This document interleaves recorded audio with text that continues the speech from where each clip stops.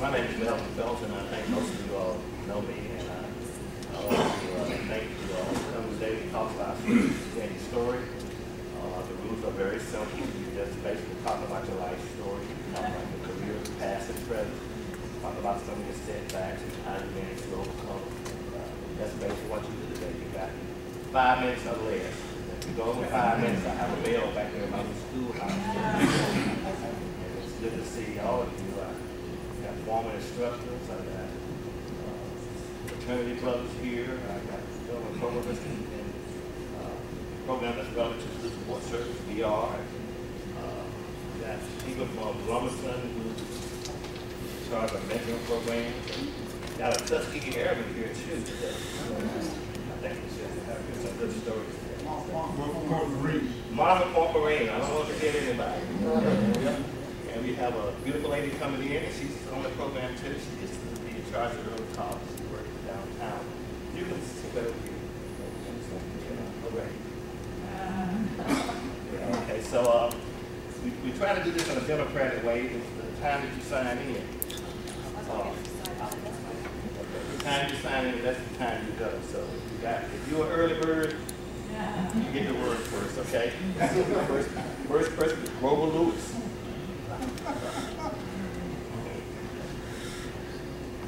Surprised because I came down with Charlie Johnson, who was invited. So my name is Grover Lewis III. I'm a colonel in the United States Marine Corps, transitioning out of the Corps after 30 years of service for our country. I'm a Louisiana country boy, and I've spent my last 30 years, as I said, serving this country that I love so dearly. My time has been all over the place, all over the world, of course, and it has taken me from a small hometown in Linden, Louisiana, to the Pentagon, where I've served there, to commanding officer of different levels, from company to base size units. So I've had a breadth of opportunities in the Corps. What I'd like to say quickly is that for those of you who are moving to whatever you're going to do next, think on these 4 things, and I'll sit down and shut up. Knowledge, desire, ability, and trust. And probably 4 questions. Knowledge. Do you know where you're going? No one can ever take your understanding of what it is that you want to do from you. Education is a big piece of that. So knowledge. Do you know where you're going? Desire. Do I want to follow you? Do you have the desire to do what it is that you're trying to get to? Do you have that desire? Ability. Can I get you there? Can I get you there? You may be self, and I get you there. And the 4th one, just to be the greater one, is trust. Do I trust you? Can you trust me? If you answer yes or something really positive to those questions, then you're on your way to success.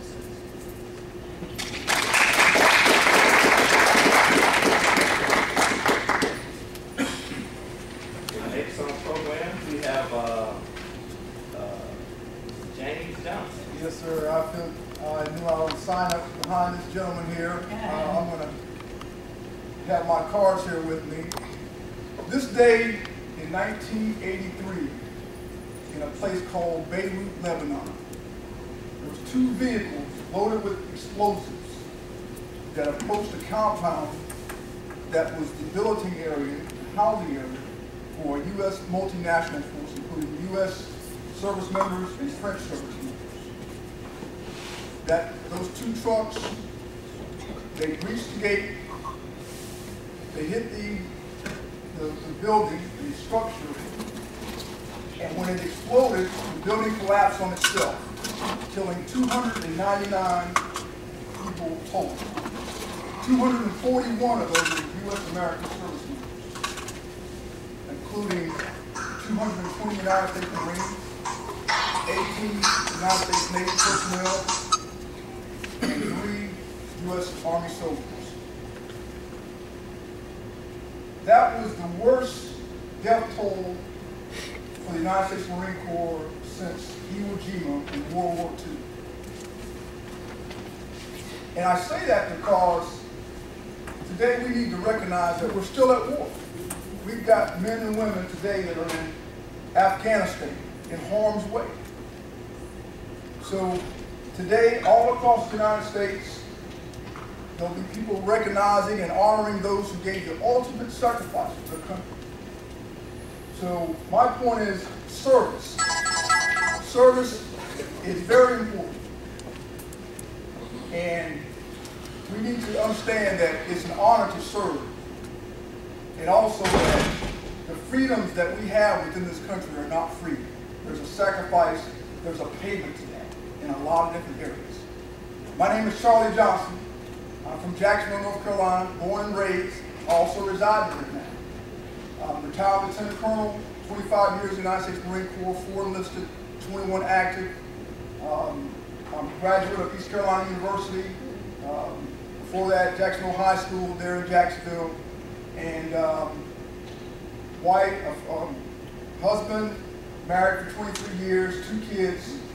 All of that plays into the being committed. Okay, being committed to something more than just yourself. And when you have to be passionate about those things that you want to do, but you also have to commit to it. There's going to be work involved. And the Marine Corps and the other opportunities and challenges that you're going to face is going to depend on your commitment, how committed you are to making sure that you achieve those goals, achieve those objectives that you set out to achieve. Thank you.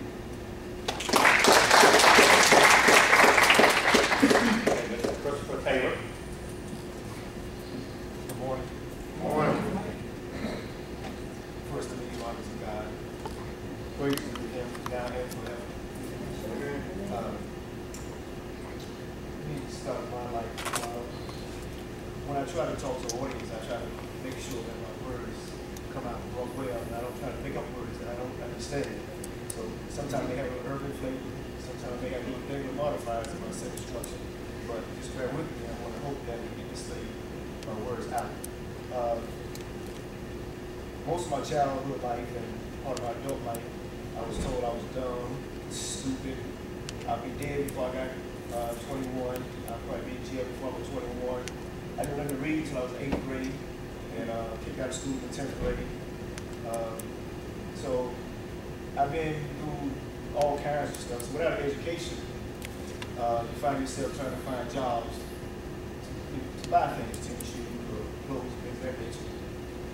So I got into the pharmaceutical business, which was the illegal pharmaceutical business. The government told me that they're practicing that, they're going to lock me up. Right. So I decided to take a trip to North Carolina.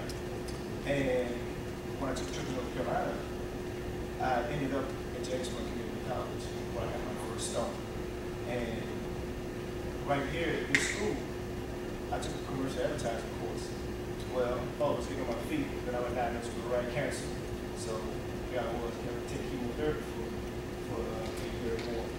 But and all what I've been through, this is where I got my start from, James Community College. Then I took my little camera I bought and tried to open a business. Well, the white community said I was too black to go in business. The black community said I was trying to be white. So I didn't know where I was in society. So the point I'm making is, it wasn't until I started believing in myself that things changed for me. Now, as long as I gave into what people were saying about me, dumb, people probably be in jail, I gotta believe that thing because in D.C., a lot of black men were going to jail. And that's all I kept saying was, black men were going to jail. So I believed that one day it was going to be me. But I started believing in myself. When I started believing in myself, life started changing for me. And I became the SGA president of JSCC Community College in 1992. Took an African American history course under Mr. Felton. At that time I was serving the Nation of Islam, and I was really kind of radical. So I know he's great not because he's older, he's great because I put it there. But, you know, so I come up with three things in my life. First, I work everything out with God. Second of all is, if I hang around people who have my problems, I try to find people who have my solutions. And then the third thing was, I'm not afraid to take opportunity that are righteous. And what I mean by that is whenever you feel something is right, do it. You know, as long as it doesn't involve crime or sin, do what's right. You know, and so now here I am, 23 years in business. You know, I own a marketing company, and my experience came from James Commercial Advertising course. So I run a marketing company, websites, graphic design, books, magazines, things of that nature. And what I want to leave you with is, I don't measure my success on how long I've been in business. I don't measure my success by the number of houses I own, or the clothes that I wear, the vehicles that I own. I don't even measure my success by the money that I make. I measure my success based on what I'm able to give back to the community. You know, and what I've done with my business, I opened up a program called Save Our Children in Time. And what we do, we take kids out of the courts, house, all the streets, and we put them back, make a rehabilitate them, and make them better social, law-abiding citizens. So you see my work throughout Eastern North Carolina. We also, I feed the people on Sundays at the church. I'm a youth minister at Missionary Baptist Church in Fremont, North Carolina, and I'm also an associate pastor. So my success is not monetary. My success is based on what I give back to society. So in other words, when you take this education that James Point gives you, or this higher education that you get in life, that's great. But when you're blessed, you pass that blessing on. And that's what a lot of time what we forget to do is we measure society based on the number of cars, the houses, or our bank accounts. And that somehow enforces our younger generation to believe that that's how they measure their lives. But when we teach them to give back, then we build a nation that's not only God-fearing, God-loving, but we build a nation that gets into supporting one another. And so a lot of the people in this program, we call this the first generation students. Yeah, I'm the first in my family to get a college degree, my immediate family. And I got a commercial advertising degree from James Cook Community College. Then I went to East Carolina University. Then I went to Bible school, got my master's in counseling psychology. But I'm just thinking back, what if I had believed in other people and I believed in myself? So believe in yourself. And I leave you this right here. I'm a single father of 3 children. I got 1 son and 2 daughters. And I always tell my children, I'm what my son becomes as a man, and I'm what my daughters look for in a man. And I have to live by examples. So believe in yourself. Look up with the right people, and always work it out with God first.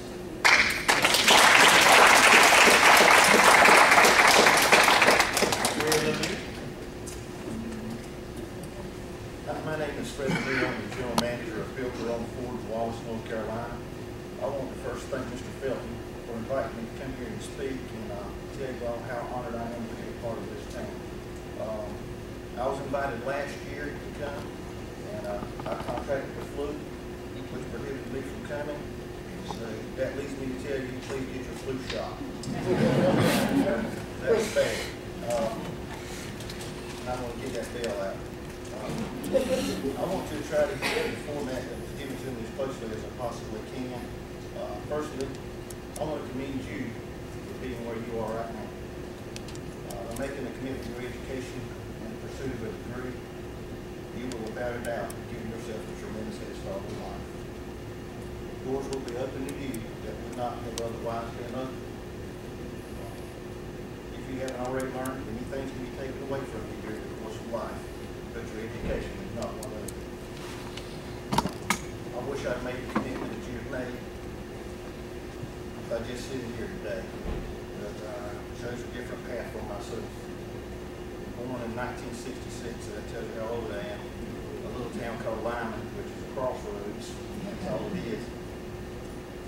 born the firstborn son of a long-distance truck driver and a cafe worker. My parents did not have a lot. My father was a hard man, very hard. He never finished the 6th grade. I think that's what made him push me. My mother was just a sweet, soft-spoken woman who always taught me to try to do the right thing, no matter what it was. And she always taught me to finish whatever I started. And I know that at the end I'll never be able to read that. I attended Chinchilla School and graduated from East School in 1984. Always tried to be studious.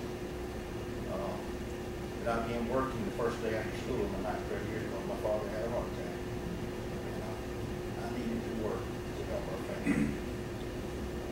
I joined the Army National Guard on the delayed entry program after I graduated from high school. College was the farthest thing from my mind. I had had enough of school at that point in time. The Army provided me some structure and discipline that I really needed in my life at that time. And it has followed me the rest of my life. I returned home without an idea of what I would do the rest of my life. I had no idea what I wanted to do. So having worked on a farm, I took a job in construction. I thought I wanted to be outside. I really enjoyed being outdoors. And I was content at that until one day I was playing some basketball with some of my friends and I broke my foot. And it left me in a cast up to my knee. I was unable to walk on top of buildings and do things that my job required me to do. So I had to do some things. My dad encouraged me right then to maybe you should take the small education that you have and try to find your job some benefits. One day you'll have a family. One day there'll be other people depending on you besides yourself. And for once I listened to you.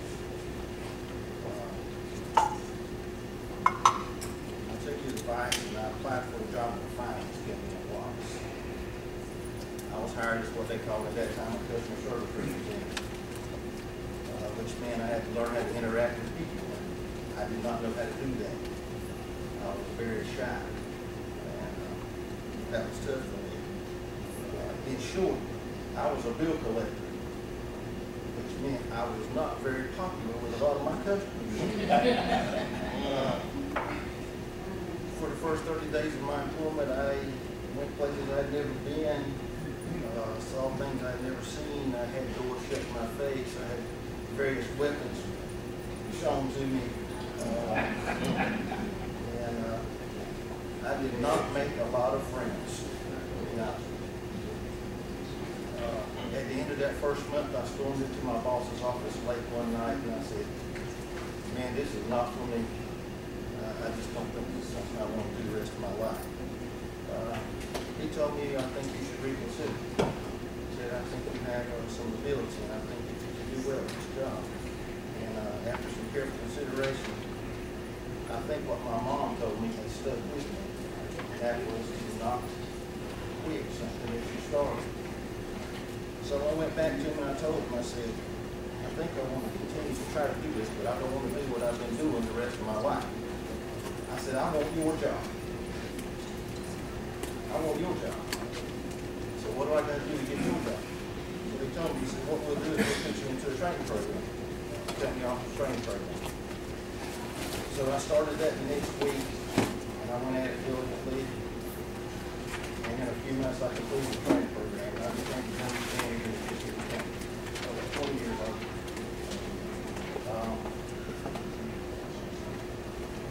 I became, I guess you'd say, the boy wonder of the finance business in our region. I was lured to another company a couple of years later, and then we were bought out by one of the nation's largest companies. And I became a top operator in that company as well, and I became a certification manager. And many times I would have men and women from all over the country come through my branch, and I would have to certify that they were able to run their own branch. And many times I was hiring college graduates when I sat there with my high school diploma. I took courses at community college. My company provided courses for me. And I never found the time to return to school. Just never happened. A busy life with huge responsibilities of work, a family, a mortgage, and all the things that life brings consumed my days. Then reality struck me. I had reached a plateau in my life.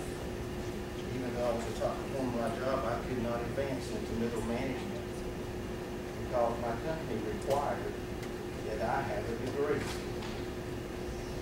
And I did not have it. At a crossroads in my life, I had to make a decision. Do I stay where I am and almost assuredly go downward instead of up? Or do I make a career change? So that's when I entered the automobile business and virtually started my life all over again. I came to work in Walls prior to 9/11 and found myself in quite another challenging position. Getting into sales and commission-based pay was a frightening thing for a man with a family. But I quickly learned, even in a small town like Walls, it didn't matter where I was. It mattered who I was. And 13 years later, today, I'm the general manager of Presided dealership. It serves our community with great products, great customer service. I made hundreds of friends along the way and built lasting relationships that I cherish deeply. Along the way, I've always remembered what my mom taught me, and that was to do things the right way and always finish what you start. I've grown in my faith, my relationship with the Lord has grown and become more and more important to me. I teach Sunday school to our college-age young people and young couples because I feel I'm called to do so, and it helps me to stay close. Being involved in our schools has been an extremely gratifying part of my life. I began writing newspaper sports articles nearly 20 years ago, and I still do it today. It warms my heart to see our athletes get the recognition they deserve. Chairing the East Steuben Hall of Fame Committee has been a very special project that I took on last year. Seeing the emotions on the faces of those deserving people who are recognized at our ceremony makes it all worth it for me. If I had the opportunity to do it all over again, I certainly would have done it a different way. I would have pursued my education and been more focused on what I wanted to do with my life at an early age, just like I believe you are doing today. The truth is, I'm one of the lucky ones. I don't know a more blessed man than myself.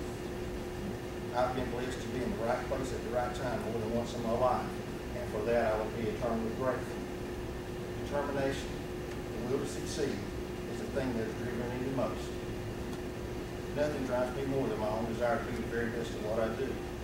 Work ethic and organization is the key to success. It has been said that failure to plan is planning to fail.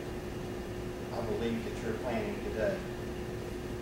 I equate much of my life to sports, so to you that choose to succeed are those who have heart. You can be taught many lessons, but heart cannot be taught. My challenge to you today is to find your heart, find your passion, take your rightful place in the world, and go out and grab the bull by the horns.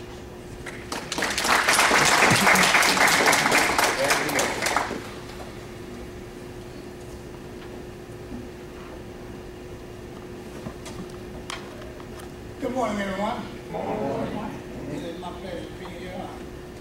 Thank God, Mr. Felton, and the official here came from down here. I'd like to share what I can. I'm a little homeboy from Felton, North Carolina. You ever heard of that? Felton, North Carolina. And my traveling life have taken me to Felton, Philadelphia, to Texas, to Europe, and to the Far East, and then finally to Vegas, Las Vegas, Nevada. I was fortunate to go into the Army and became an airborne ranger and spent a year, one night in Vietnam. And after that, I came back to North Carolina and started a newspaper. And did, I guess you said, did everything, every part of that paper that you can do.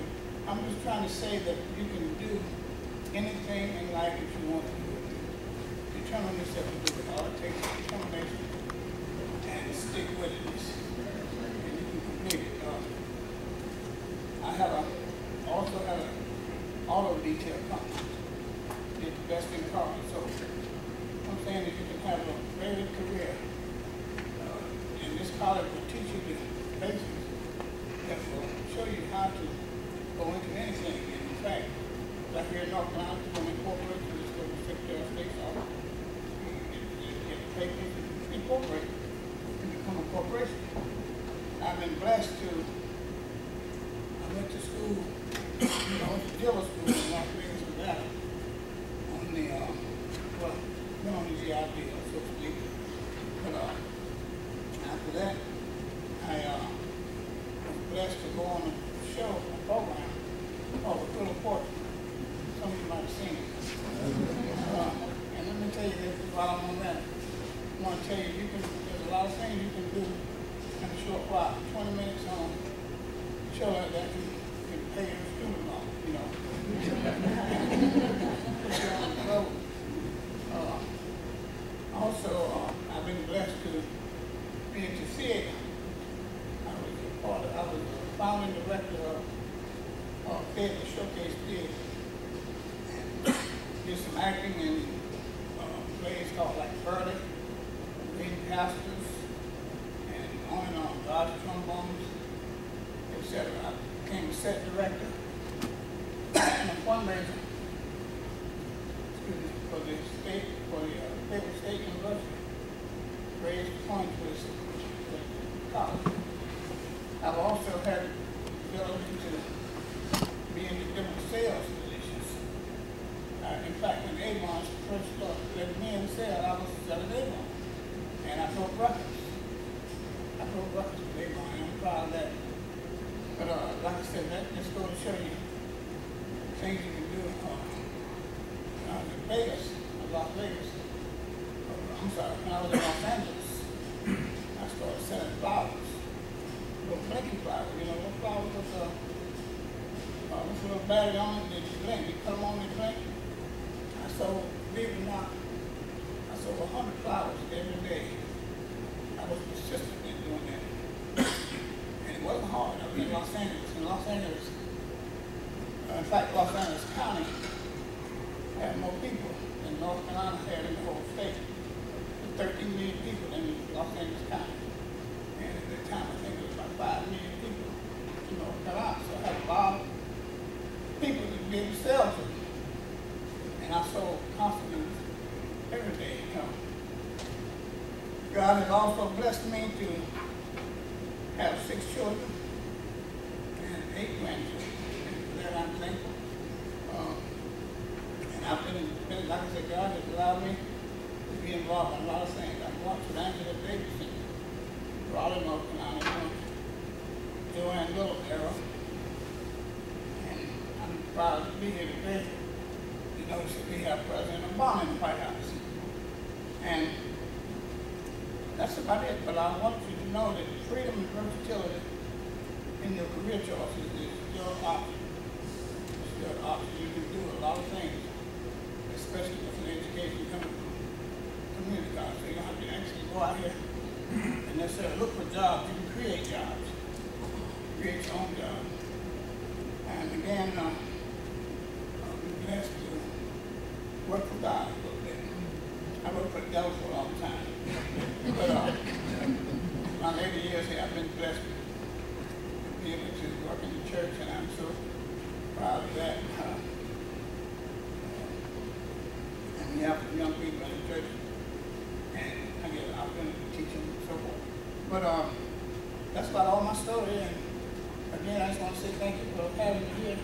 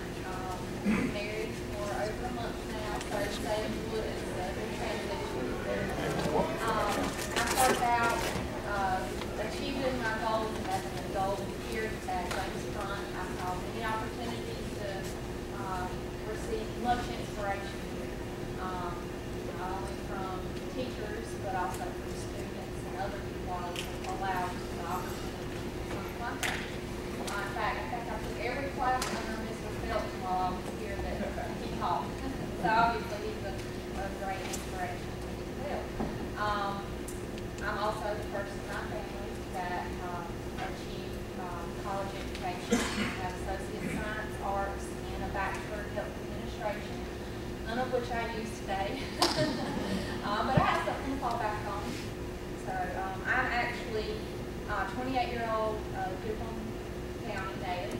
I am the manager of Dupont Winery.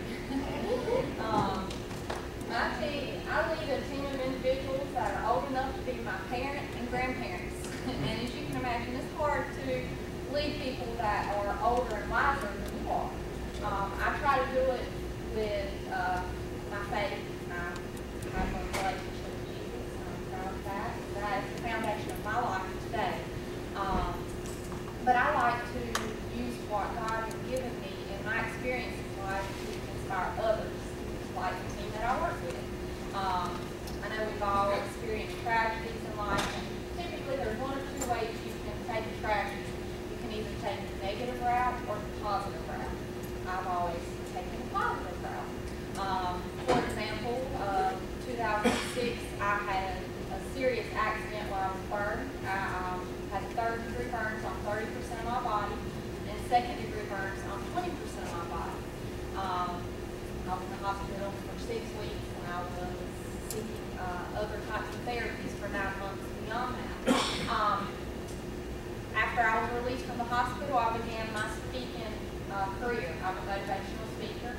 I've had many opportunities from the hospital, but also other thinking I'm actively involved with the burn community to inspire people, change perspectives, motivate people that no matter what you're going through, it could always be worse, and just to seize every opportunity that you have each day. Each day is a blessing. We're not promised tomorrow, so all that you can achieve in one day is what you choose to.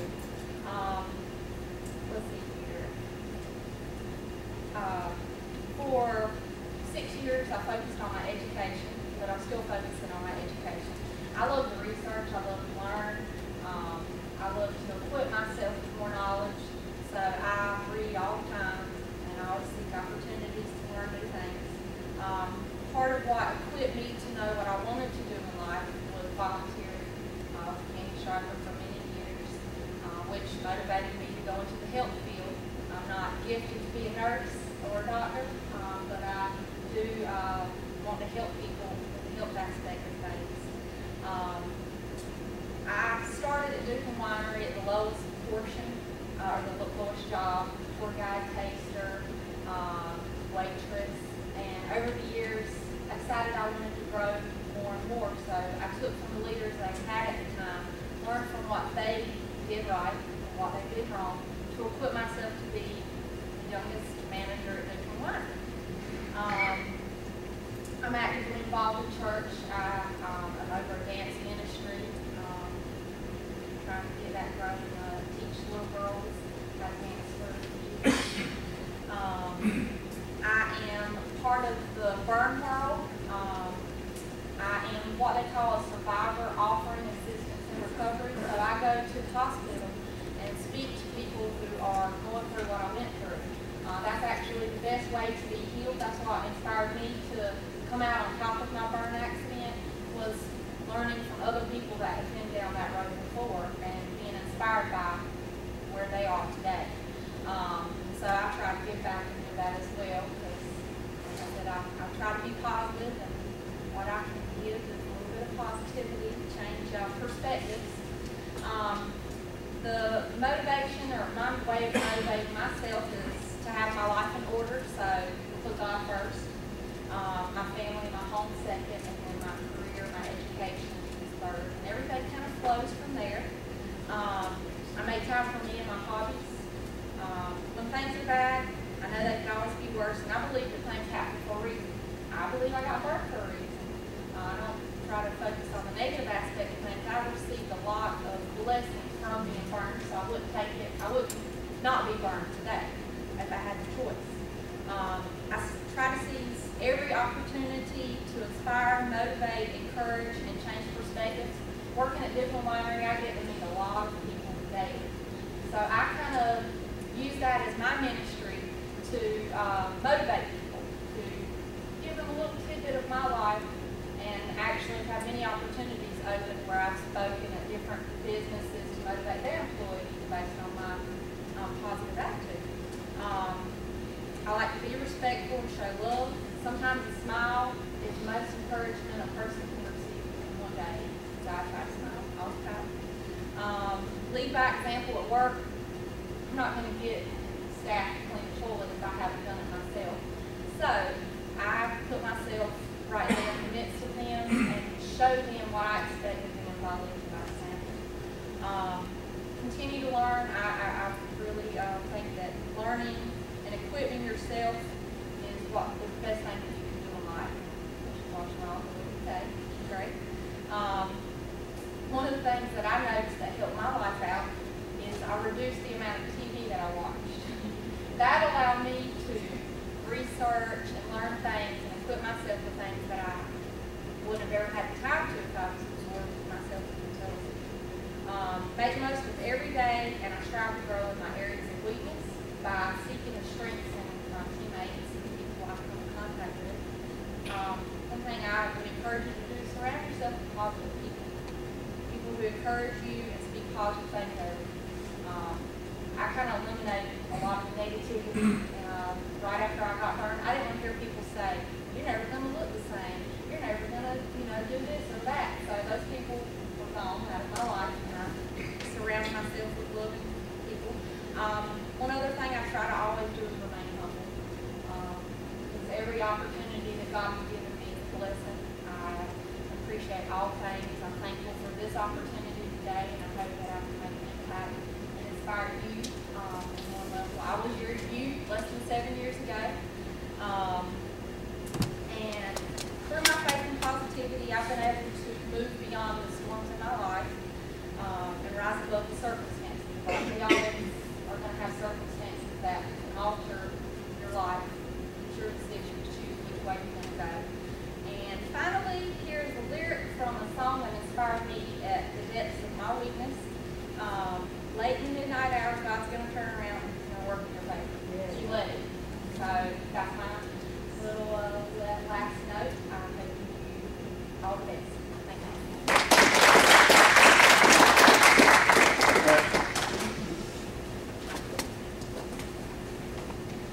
Good morning.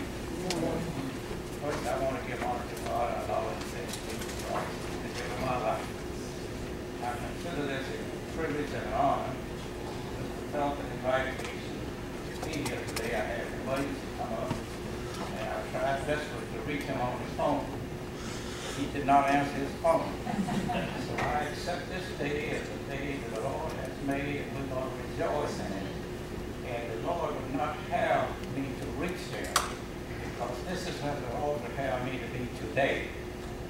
And I'm honored to be here, and a guest sitting beside three distinguished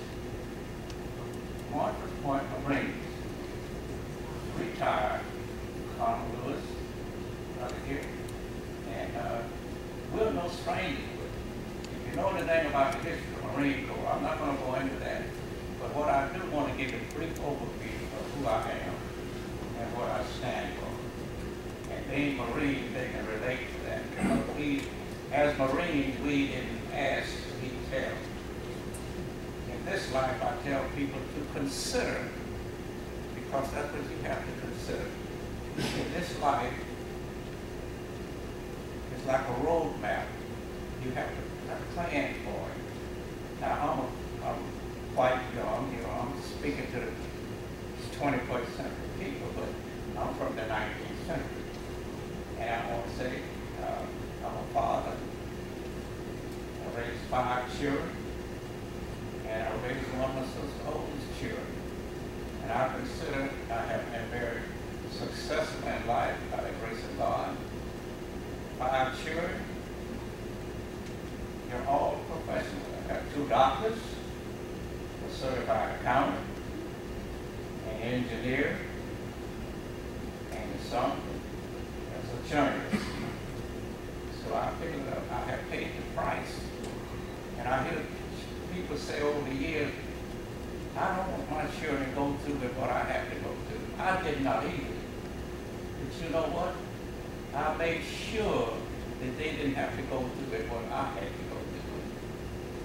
I had a goal in life that I wanted to accomplish, and I did not accomplish all of my goals, but I did accomplish most of them. And I always relied on the Lord. And one thing I can say, these words always dwell in my mind. The Lord giveth and the Lord taketh away.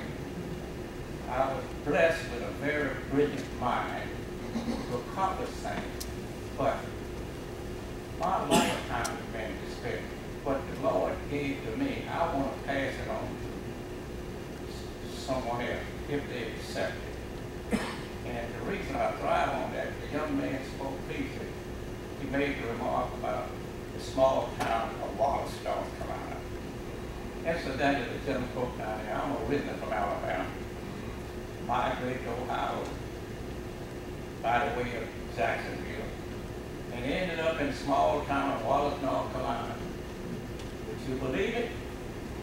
That small town, I sit on the advisory board to advise council members what's going to be the success of small town Wallace. Thank you for small town Wallace. That is what life is all about. I'm sure everyone in here this morning, their mindset was to come to this meeting. That's what you call a roadmap to success. If you would not known how to get here, you wouldn't be here. So that's what life is all about. You have to plan for your future and your future.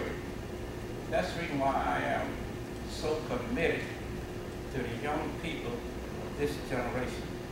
You know, this life here, I wouldn't want, I could stand here, you see, I didn't write any notes. The only notes I have is here. I sit down in my living room and gave us a documentary.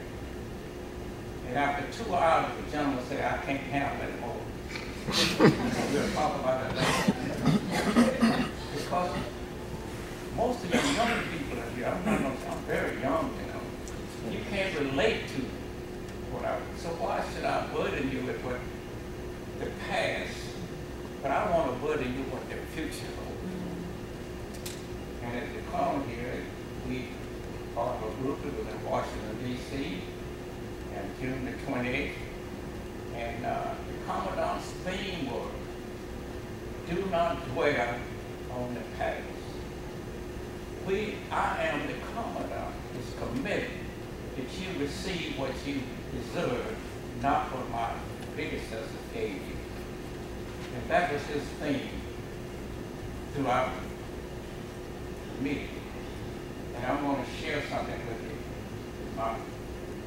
Once Marine, always Marine. Colonel Lewis is my mentor, and he will attest to this. What it means to prevail. When I entered the Marine Corps, this is before these brothers here, but I had a shirt on with them, so that's telling something. When I came into the Marine Corps, the theme was, we were not fit to be a Marine. We didn't have the qualification. If I would have accepted that and walked away from Fort Hays, Columbus, Ohio in 1943, they wouldn't be here today. A lot of y'all, they wouldn't be here. They know why. They know what I went through. I was in the jungles of Jacksonville, North Carolina, and told, you can't do this, and you can't do that. As a military policeman, how did you think I would feel in the big town of Jacksonville, North Carolina? I would have to go down and patrol the streets that I was the only one there. And who could I tell my story to? The Lord. These things that it's hard to digest. But I do not dwell on that because I feel I have been truly blessed. And I'm going to be very brief, but I want to share one thought with you. This is for young people. Colonel Lewis particularly, he's not recruiting Marines, I believe, but when you listen to him, you might learn something. Well, I want to see what it was like. See, he can tell you what it was like because he has been there. And I want to share this with you, and I'm going to be very brief. And I'm not putting, I want to also commend Mr. Felton for inviting me, because for many years I admired that young man for this reason why. And being the lone member of a living family is not easy to accept. I mean, over the years I've lost my entire family. But Mr. Felton is one of the most committed young men that I ever met in my life. When I say committed, I've taken care of his mother hand and feet for 6 days a week on his behalf. The 7th day, Mr. Felton, he lived in Warsaw, North Carolina. On the 7th day was Sunday, and he would always be there to take his mother to dinner.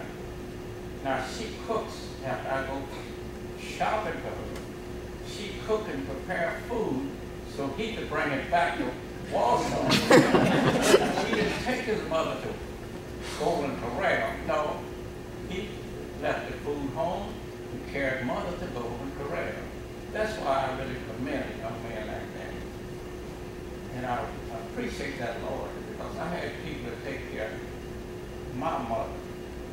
And she stayed in a nursing home in Cleveland, Ohio for 4 years. A young person just sat with a hand, looked after her. But I had to fly to Jacksonville, North Carolina, 2 and 3 times a month for 4 years just to satisfy my mother. Because you know why? And I'm going to share this with you. This is for this generation. You have one mother. Regardless of her age, she is never, never, never wrong. She is always right, regardless of how wrong she is. Mother, period.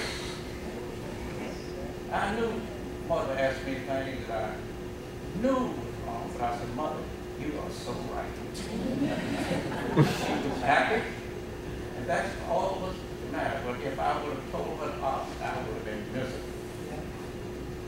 I will not live with misery because life has too much to offer. And in my closing, I want to say to Colonel Lewis, my always Marines, that I am truly and truly blessed. You looking at one of the Marines, it was the trailblazer.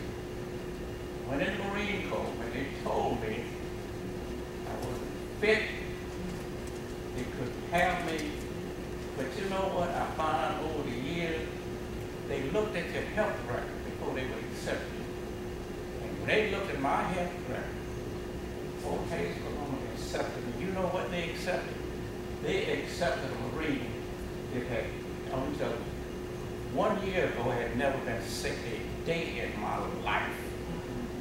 No fear, never take aspirins or anything. That's the type of Marine they accepted. They said, their thing was, they wanted the best. And I heard people say, well, the Marine Corps didn't make me. I hope to make the Marine Corps what they had. Colonel Lewis, I'm going to share this thing. You look at a recipient of that most prestigious gold medal trophy that the Commandant presented to us June the 28th, 2012 in Washington, D.C. And when Colonel Lewis retired, I had the honor of pinning that gold medal on Colonel Lewis in Jacksonville, North Carolina. God bless you. I love you. And if I had said anything that offended you or you did not understand, I apologize, because life, my life is like the Bible. It's in parables. It's not that everybody can understand, but if you have any question or any doubt about anything I said, I'll say like the young man said to me when I was interviewing him to be a pastor, and he always quoted the Bible. He said, I don't remember the Bible by heart. He said, but one thing I can tell you, there's 66 books. I can't read them, but it's in the book. read. Thank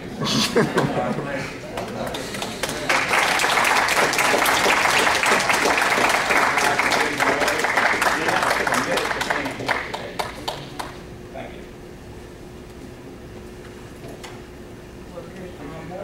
I don't know how to come behind such a speaker as that. My life is very short compared to his, but I'm going to give you a brief synopsis on mine. I am a native of Felton County. I have been here all my life, other than for school and for the National Guard. I was born to two parents who did not even have a middle school education. We did not get indoor plumbing until I was in the middle school. But they always pushed me to know that education is what I needed to do in order to get out of Felton County to succeed. And I thank them for that. I went to East Carolina University through the North Carolina National Guard, helping me, they helped me with my education. While I was there, I had a great time. But I also learned very quickly that you need to be very careful with the friends that you pick, because your reputation is the only thing that you have, and once that is tarnished, you have nothing. I can say you always make sure that the people you surround yourself with, they don't have to be a vast number, but the one or two that you do have, make sure that they are strong in what you believe in, and that they can also encourage you when you're down to know that there is a better side somewhere. While I was at East Carolina, I had a unique opportunity to participate in an interdisciplinary internship. And what we did there was, I was able to go back to that little town called Felton, and stay in a house with not only my peers, but other students that were at East Carolina and other schools that were in other disciplines, such as the doctors and social workers that had the whole holistic patient care. And while I was there, I got a chance to see if I had been put in the shoes of the doctor, what they would have done differently as for me as a health educator. I could only do so much to tell you how you can take care of yourself, but they were able to prescribe other medications and things to do for that person. So I got to see how other disciplines work, and that was a great enlightenment for me. And once I left there, after the internship, they offered me a job, told me that they liked my work. We would like to employ you here. And I got a chance to train other health educators while I was there of what they needed to do and things that needed to take place. I also became an HIV counselor, and I think while I was there during that time, that opened my eyes to really what one person can have an effect on the other. Because once you have to sit down in a chair and sit across someone else and tell them you have a disease that there is no cure for it, and you may have just been in the wrong place at the wrong time in order to get this disease. Now everybody has done something wrong in order to get it. Just made bad decisions at that time. And I thank God for that, because it opened my eyes to see that, okay, we're all on the same sheet of music here. Some opportunities are given to others that you don't have. But whatever decisions you make, always make sure that they're the right ones for you, not for your friends, not for your coworkers or anyone else. Make sure the decisions you make are going to do what you need to do in your life. I've been here at James Blunt for 14 years. I've had the opportunity in the last year to move up and become director, but I can always tell you that you need to stay humble in whatever you do. Don't ever think that just because you're on top today that you will not be on bottom tomorrow. I can say that I have gone to church, sorority, doing community service, but if I can leave you with anything or any other kind of strategies for you to open up and become a better person is always put God first, no matter what you do. If you follow Him, you can never get lost. You might get off the path a few times, but you can always get back on. I can also say, rely on your gut feelings and what you've been taught. A lot of us, we've been taught certain things and we leave those thoughts, but always revisit what you've been taught. That way you can always know whether you're going right or wrong. And always, as I always say, surround yourself with someone or a group of people that not only can elevate you, but you can elevate them. Thank you.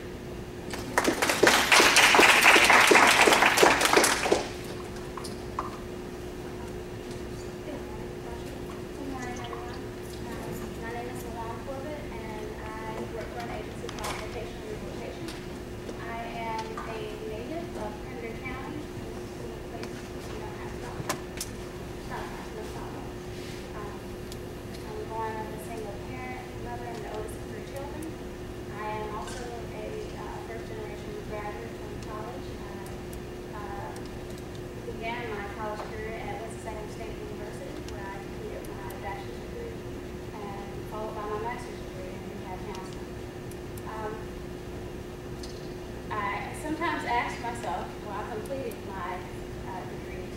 what do I want to do? What do I want to do with my life? Newcomb County was not in that vision anywhere. But thank God that God had a plan for me besides my own. And he put me, and I believe honestly, he put me where I needed to be at this time. I've been here for about 3 years working in this county, and I've learned a lot. I've learned a lot about life, about this great world that we live in, a lot of people I've met. And I've learned a lot of lessons to pass on to my own children. I am a single mother of 3 children. Every day it is a new day, to say the least, a new day. I struggle sometimes, and I thought about this before I came here, and what would I say to all of you guys as you guys continue on your journey to enhance your education. You're in the right place. You're in the right place. As a parent, I learned that sometimes life your children can teach you a lot. Your children can teach you a lot. And I try to take what I learned from them, what they teach me, and I bring it to the group of children that I work with. I work in all 4 high schools across this county. And I find myself that at work they don't know what I'm talking about. My life, all the children are children I work with, because they are my children. And I want to be able to pass on the same things that I would take to my children, to the children that I work with, other people that I work with. And there came this situation where my daughter,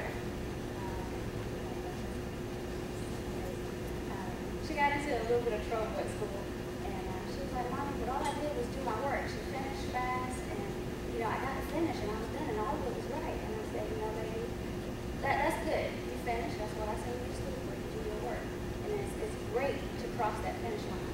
It's great to finish, but it's even better when you reach back and you carry that person. You try to stick your hand out, and you take that next person behind you.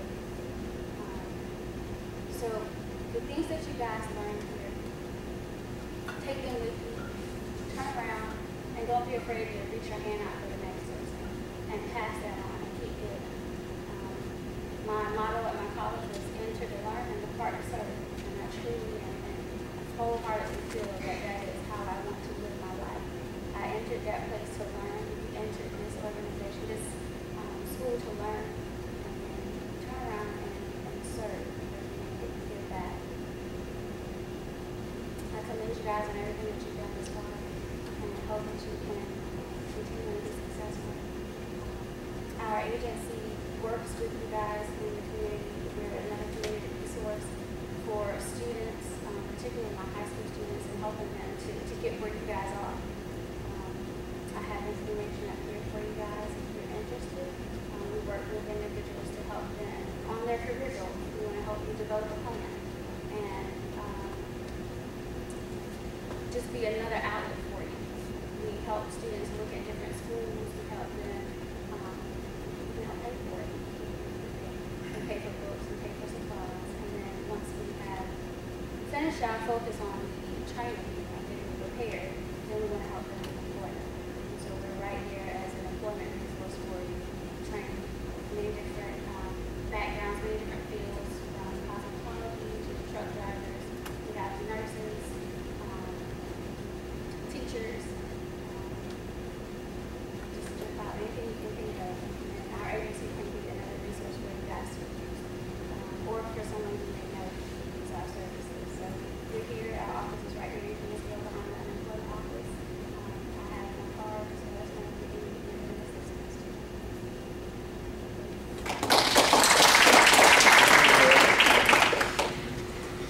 I can't say good morning anymore, it's afternoon. My name is Nicole Murray, and I am in my 5th week as the principal of Duke College High School across the way here. And my journey there begins about 20 years ago when I was a senior in high school. And I'm from Greenville, North Carolina, and in the high school that I went to, there were kind of 2 sets of people that were in their district. There were the very wealthy people, and then there were the rest of us. And the high school that I went to, it seemed like opportunities were only provided for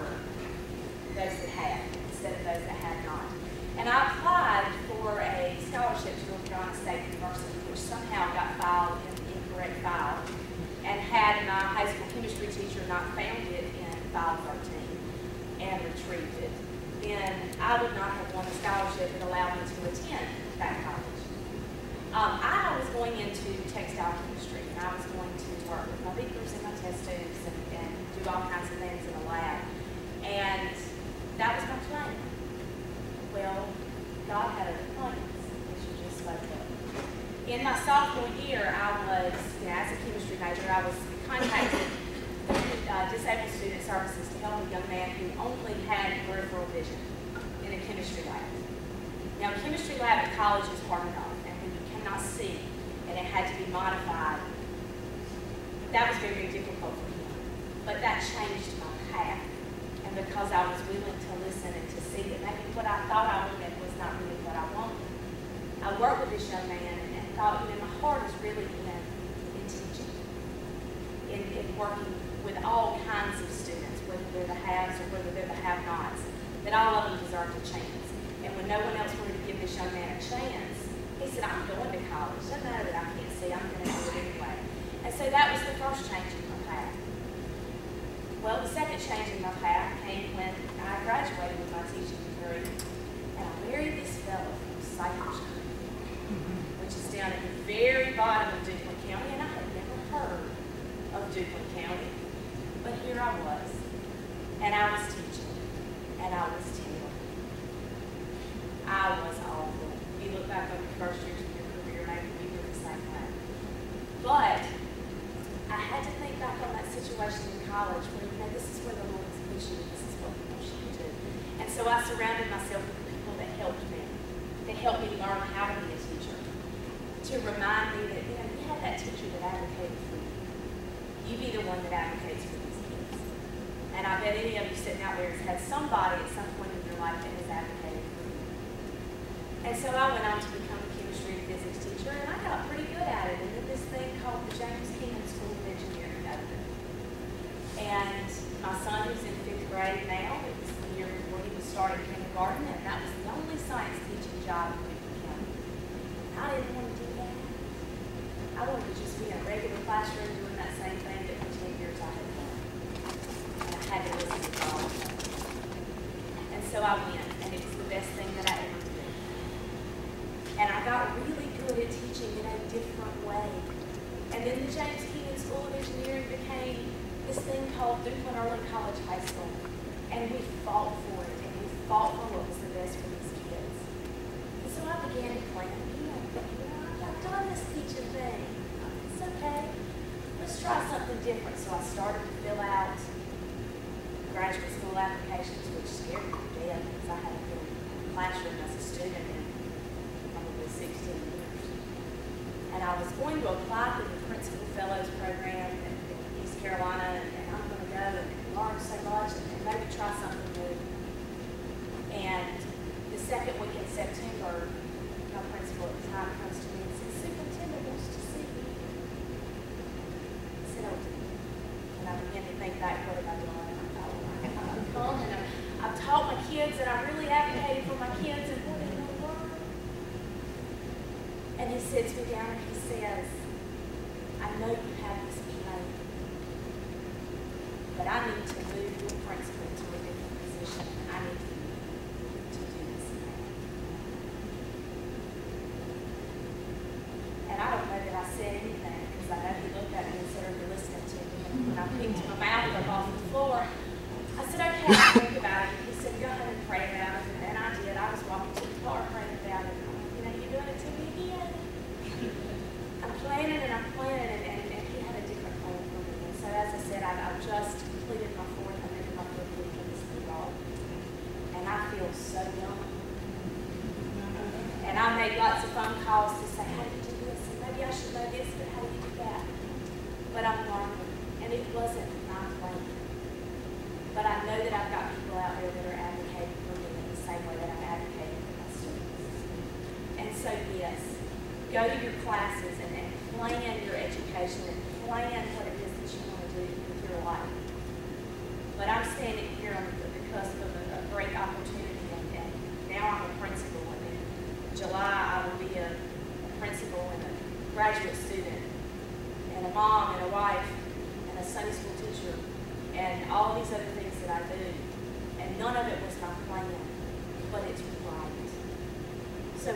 it is that you think that your plan is, go for it. Because you can do it. And if anybody tells you that they're not, just look at them and say, oh yes, I can. But as you walk that path that you planned for yourself, be flexible. Because the ultimate plan might not be where it is that you've come up with. And had I not been flexible and had I not been willing to take some of these risks, especially that one that I took 6 weeks ago when I said, oh yeah, I'll do that. You know, I wouldn't be standing here today.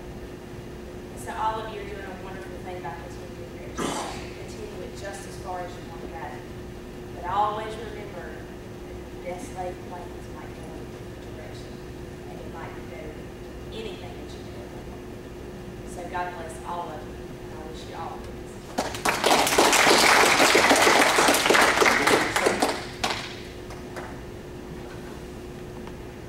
Good afternoon. You know, I've sat here and listened to all these great speakers who have done so much and have done so well in their lives, compared to what God had given to them. And I thought, what have I got to offer? Now, I haven't done all those great things, but one thing I have done the best I could do for what I think God has given to me. And God has given me so much. I must say it first off. Jesus said if anyone wants to be the best first, he must be last in service of all. And Dr. Martin Luther King said everybody can be great because everyone can serve. You don't have to have a college degree to serve. Even though that helps now, let nobody deter you from getting a good education. Education is very, very important. But all you need is love and compassion for your fellow man in order to serve. And that's what the workshop, that's what I thought when I read the agenda for the workshop, community service. I've always been community-minded. First, I want to tell you, my name is Marie Dixon of Kenansville. And I'm married with 2 sons, and my husband's sitting over there. And I have 3 beautiful grandchildren. And I have 1 twin sister that I really favor a lot. I work for Duplin County Tax Office as a business person and property appraiser. You know, you might think, you know, a business person property tax appraiser, that's just, you know. But when you go to these businesses and you say, you got to list that desk, that chair, and they look at you and say, just my neighbor gave me that desk. I don't want to list that. Why should I have to list that? You have to be persuasive enough to let them realize that you too have to list everything that you have and you do business in the course of a day. But that's not really what's important in my life. What I deem as important is my service to my community and to my church. My job is important, I love my job, but service is my main aim in life. I'm a child of the 60s, so I have told my age. But we grew up in the Kennedy and the Dr. Martin Luther King. They told us, when God has blessed you, you have to reach out and bring somebody up with you. So that's what I tell my children and any children that I come in contact with. You have to go out and serve and give back to the community. If you're blessed, you have to be a blessing. One of the things that I have done in my life that I'm proud of is the Ethiopian project. All of us remember when Ethiopia was in drought. They didn't have food or anything because it was so dry. We got together with the churches of the community and say, let's do something for Ethiopia. When we think of community, we are a global community. We just can't think of Warsaw, Kenansville, Duplin County. We have to think of the world. So we got together and sent $8,000 over to Ethiopia to make a difference in the life of a person. That's my inspiration for life. To not be on this earth just for me, my family, but just for God's children. So we sent $8,000 over there. And the chapel at the prison. God also said, remember the prison, those in prison. So we helped build a chapel in the prison by donation and going out and telling people about it. You can do anything you really want to do if you want to serve and make a difference in the life of people. And that's what we're here for. And another thing we have done is a Christmas celebration at our church. My sister started that. No matter who it is, if you know anybody that needs help, no matter who you are or what they have done, we will help them. You just give us their name and we will help them with donation or whatever we can do anytime at Christmas time. And then we have tried to start a Boys and Girls Club in Duplin County. Now, this is how this came about. We were riding one day coming from church, and we saw these guys. They were just walking so aimlessly, just like they didn't have any hope for the future.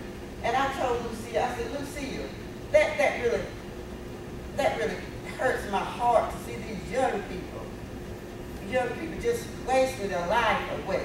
She said, well, if you feel that strongly about it, why don't you try to do something about it? And that's the truth. If you have a passion for something, if you feel strongly about something, go out there and try to make a difference. You might can't do like the Colonel did, you might can't do like the principal have done, because they have different qualifications than you have. But what you have, you use. So what we did, we called community leaders. And that's one thing about James Sprung. I graduated from James Sprung. I'm proud to say that. And I think I was one of the first in their leadership class. They told us what to do in order to try to bring a project into fruition. And we did that. You get with the community leaders. You get with certain people, because you can't do it alone. No, don't let anybody say, I did this, I did that. No, it takes all of us working together to do anything. And we brought that Boys and Girls Club to Duplin County. No, we don't have one now, but it ran for 5 years. We made a difference for 5 years. Did we fail? No. If you try to do something, if you try to make a difference, and it doesn't work, don't think you have failed. That means that project just didn't work out. But today, we have the Duplin County Foundation for Youth Development. That came from the Boys and Girls Club. And with this Duplin County Boys and Girls Development for Youth Development, we have a sheriff file. We raise money each year to give to any organization that's geared towards helping the youth of Duplin County. So if you know of any organization that's trying to help the youth of Duplin County, come to us. If you qualify, we will give you the money if you want to help anybody. But speaking to the students, as I tell my sons, I want you to be successful in life. I want you, but most of all, I want you to make a difference. I want you to give back to your community, because we are no stronger than the weakest link. If there's one weak person in the community, that's going to make all of us weak. We say, okay, I have arisen. If you don't pull up that weak person, you have not arisen. Because what you do or what she does affects all of us. But in conclusion, I would say that we realized we were not put on earth just to come around and just to do our own thing. We were put on earth for a purpose. Each of us has a job to do. We are indeed in this together. We are no stronger than the weakest link. When there's a lack in one area of a person's life, the whole community likes and fails. We must strive to do the greater good. As I tell my son, it's good to be successful, to make a living. But we make a living by what we give. No, let me tell you, we make a living by what we get, but we make a life by what we give. So, make a living, be successful, but always give back. If you are blessed in any way, you should try to give back in some way. So go out and make a difference. And when you leave this earth, they will not look and say, she made all the money, she made all She had the biggest house, she had the biggest car, but they will say she tried to make a difference. That's what I want them to say about Marie this. She tried to make a difference in somebody's life. Thank you.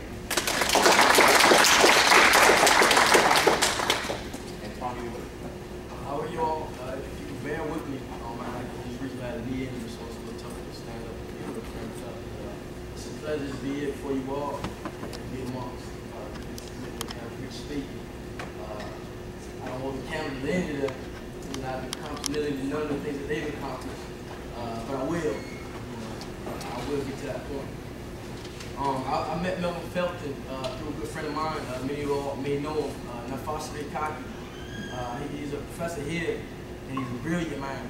One of the best people that I've ever met in my life. I actually met him at a BMW dealership some time ago. And you know, he's in a dealership, and I'm very observant, and I study people, study situations. And I seen the Presided in the dealership. You know, as my car, I was getting an oil change, and I seen the Presided inside the building, and you know, connected to the BMW dealership in Raleigh is the Rolls Royce dealership. You know, so I'm looking at the Rolls Royce. I haven't really seen one in real life, so I want to see it. You know, so I go to the dealership, and you know, I go to the door. I'm trying to get to the door, and I pull on it, and it's locked. It wouldn't open. You know, so I didn't know if they wasn't open or not. So I go to the BMW dealership and ask, can I get in there? And they say, no, it's only for appointments. You know, so they know I wasn't getting one, so they didn't get one at a time. You know, but I seen the Presided in there, and then I seen he's well dressed. I like the way that he's holding himself, the way that he presents himself. I see he's talking with a bunch of the workers in there, you know, and this is the Presided right there. And I see him, I love the way he dressed and he finally came back in, and I said, I was with my girlfriend, I said, you know, I want to meet this guy.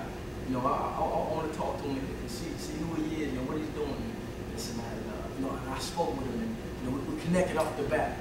And that's one thing I love, you know, when you meet good people. You know what I'm saying? And that's one thing about, you know, networking is the key. You know, it's not what you know, it's who you know. I try to, you know, put myself around good people, successful people, people that's done made it. You know, those are the kind of people I try to put myself around.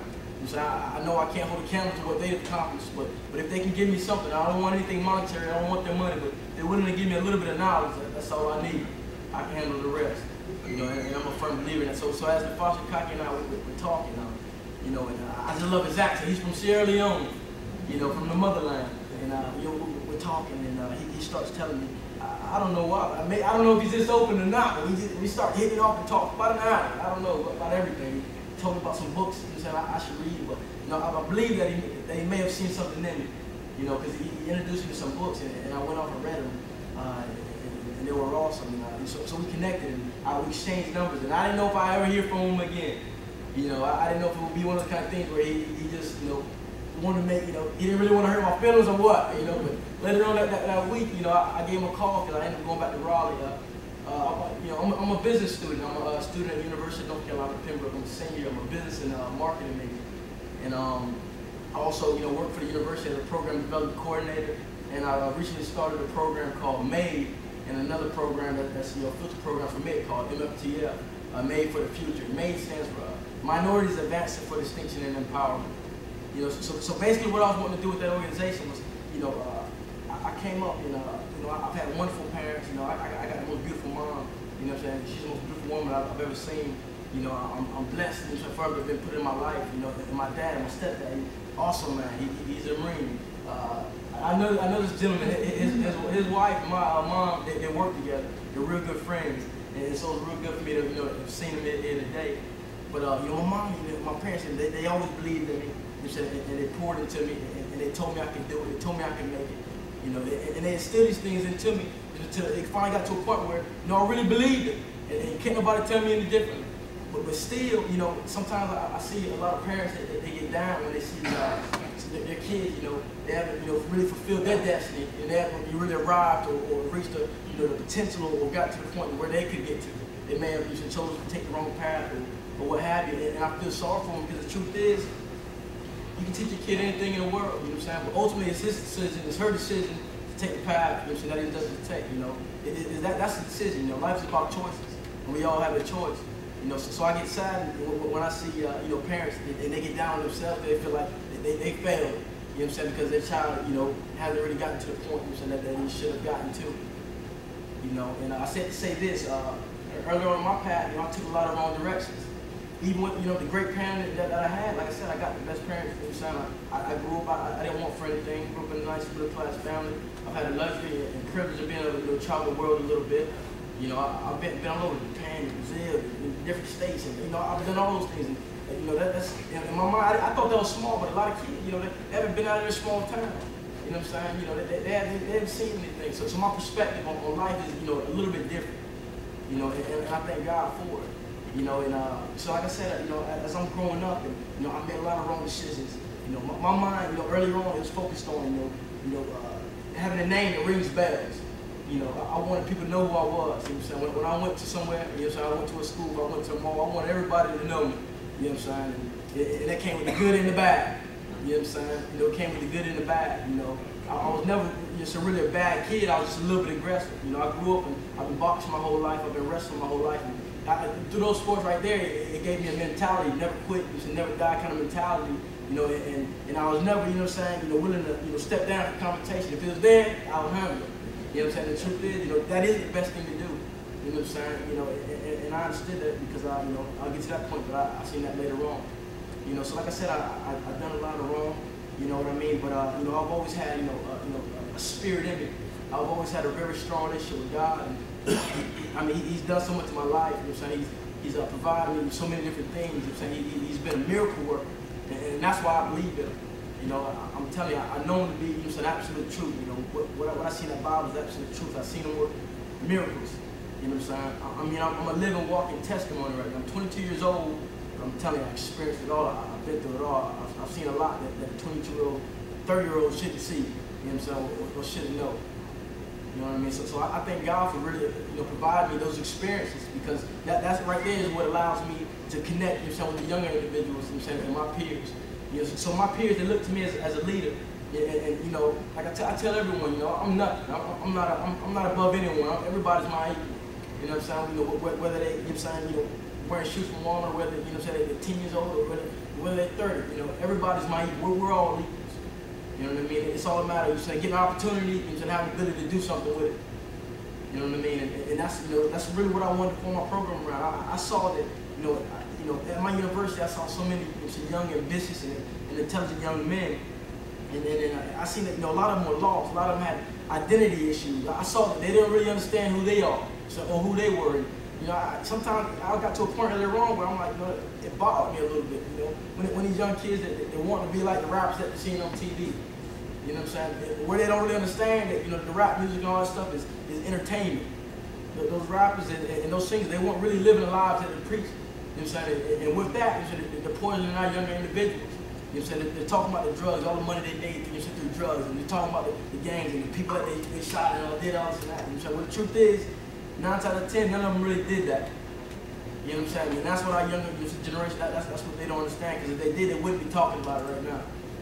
And that's the absolute truth. So I wanted to, you know, form a unit, form a body with like-minded individuals who want to be successful and who wanted to go to the top, you know what I'm saying, as I did and as I will. You know, so I formed that, you know, saying that, you know, and we started it out, Made Men.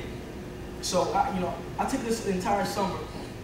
I had a little break, you know. It's crazy because, you know, although I've been through this transformation and, you know, I've been completely changed, you know, for the last couple of years or so, and really focused on, you know, fulfilling my destiny. You know what I'm saying, and going to the top, you know. Just a year ago, you know what I'm saying, like I said, this is when I was on my straight and narrow path. You know, I was just so happy to be with a friend, and I went to Charlotte, North Carolina. You know, we're in Charlotte, and I'm in an environment, a neighborhood I'm not really familiar with, and I'm with him and his friends, and, you know, we sit on the porch, this and that, and some guys pulled up or whatever, and, you know, I guess, you know what I'm saying, he and the guys had words before, and they had a problem, this and that, you know, I don't really know the story, you know what I'm saying, but whatever the case, guys out of the car and started shooting, started shooting. I got shot twice. I got shot twice, you know what I'm saying? You know, I got shot twice, and it was pretty up close. So with a 45, I mean, those aren't small slugs, and, you know what I'm saying? And I don't think nothing of it. The truth is, you know, I'm not bragging about it. This and that. It's nothing. I really don't even speak on it. I really didn't even plan to even say it here. You know what I'm saying? But that right there just goes to show you, that God has a purpose for me. You know what I'm saying? That right there opened up my eyes and allowed me to really dedicate my summer on creating these programs where, you know, I could be put in a position to save other individuals' lives. You know what I'm saying? Peers, you know what I'm saying, young guys that look like me, that talk like me, that walk like me, that just want to make it. You know what I'm saying? A lot of kids usually come up from poverty neighborhoods. You know what I'm saying? It's hard for them to love because they haven't been loved. You know what I'm saying? It's hard for them to believe in themselves because they haven't anybody to believe in them from the beginning. You know what I'm saying? They know, you know what I'm saying, and they adapt to what they see. You know what I mean? So I wanted to, you know, give a little bit of myself and a little bit of my experiences to those individuals. You know what I'm saying? And that's what I want to do. So I created this network, and you know, I started the program, and I built a model, you know, with goals and objectives. You know what I'm saying? And the curriculum for things that we'll study. So in my mind, I always believe the same, and I heard it earlier on. Knowledge is power. I believe that's the absolute truth. You know what I'm saying? So I saw that, you know, a lot of, you know, the real knowledge that you really need, you know, you got to search for it on your own. You know, although school and education, that's a wonderful, wonderful thing. But the real knowledge, you know, the real world knowledge, and you know, the things that you really need, you got to search for it on your own. It ain't gonna be, you know, plain as day. It ain't gonna be in front of your face. And a lot of people ain't really just gonna openly talk about it. You got to search for it on your own. And that's what I learned. So I got what I call, you know, the 9 endeavors of human activity. You know, it consists of education, economics, entertainment, labor law, politics, health, social issues, spirituality or religion. You know, so I got an organization, and within all those things, you know what I'm saying, we become knowledgeable of all those very things. You know, to me, life is a game. You gotta understand the game. You know what I'm saying? With anything, when you play a game, you wanna understand the rules. You understand, you gotta understand how it's being played, this and that. You know what I'm saying? Especially to win. You know what I'm saying? And that's how I see life. You know what I'm saying? That's the platform that I put life on. You know, life is a game that I gotta understand. You know what I'm saying? For these individuals to be smart, they gotta understand the game. You know what I'm saying? They gotta be able to identify the players, you know what I'm saying, in the game. You know what I mean? So that's what we do. So we become knowledgeable of these very issues. I got a good knowledge, you know what I'm saying, on each of those different things because I've done the homework. I studied. You know what I'm saying? I fed myself. You know, and that's what I did. So I wanted to give some of what I knew. I don't know it all. I don't really know nothing compared to, you know, what I should know and what I will know, but I know enough. You know what I'm saying? I know enough to, you know, when I was having conversations with a lot of my peers, I seen that it wasn't really knowledgeable of none of these things. You know what I'm saying? And they really need to understand how much it really impacts them and impacts their lives and their future success. You know, so I wanted to make all of them knowledgeable of these very things. So as the organization, we study these things. You know what I'm saying? And so I wanted to build a network, you know, okay? So I have, you know, when we have our main organization, then I have above it, senior mentees, and that's where I had, you know, this public speaking, I hate it. I'm telling you, I'm terrified of public speaking. You know what I'm saying? The only reason I did this because I made a promise to Melvin, Felton, you know what I'm saying, that I'll be here. Because so what I do is, you know, within my organization, every other Monday, I have an accomplished speaker, somebody that's done made it, somebody with a real life story, somebody that's, you know, some kind of level of success to come and speak to my organization. You know what I'm saying? And from that, you know, it's also for my members, it's a networking opportunity. It's an opportunity to be amongst some people that's done made it where they can take notes, you know what I'm saying, and be taught life lessons, this and that. You know what I'm saying? And my members, they absolutely love it. You know what I'm saying? You know, just to be amongst guys like the Foster McCackey and Melvin Felton, I mean, they thrive on it. They love that. You know what I'm saying? I thought I was the only one, you know what I'm saying, that felt that way. But the truth is, you know, you don't really, you know, a kid, you know, or, you know, a peer of mine, they don't really understand, you know, until they actually put in a situation. And I didn't really see it in a lot of them that they had that same hunger and thirst for knowledge that I did until they was actually put into that situation. And I seen how seriously they really took it, which further, you know, motivated me to go ahead and take the program to another level. So with this program, you know, from that, so we got our senior mentees, you know, who are mentoring to us, you know what I'm saying, and we're also educating ourselves. And from that, we go to what's most important. So I created a little brother, little sister program called MFTF, Made for the Future. So to me, you know, the best way to teach somebody, you know what I'm saying, is teaching, you know, through example, you know, being that role model. So I got a program that consists of making one-on-one personal relationships, you know, with these younger individuals. Right now, I'm in the area I go to UC Pembroke. It's the Robertson County area. Many of y'all may know it's the most powerful area in all of North Carolina. I mean, it's poverty street and all over. So a lot of people there, they're very familiar with me and they know me. And just, you know, by word of mouth, you know, my organization, you know what I'm saying, it's done grown to a whole other level. Like, we've just officially, you know, I talked to the chancellor, they wanted to adopt my program as an official UCP program. So we just officially became, you know, an organization this semester. We've already, you know what I'm saying, grown and outgrown every organization on the campus with us being the largest organization. Having over 60 members that come to the meetings, I have study halls, for them to study and get extracurricular, tutoring. This is that. My girlfriend, she's over the tutoring department at the university. So I bring on some of their tutors, and they come and we have tutor sessions after our meetings 2 days a week. Mondays we have a speaker. On Thursdays we talk life and what we're going to do with our younger generation. With the MFTA program.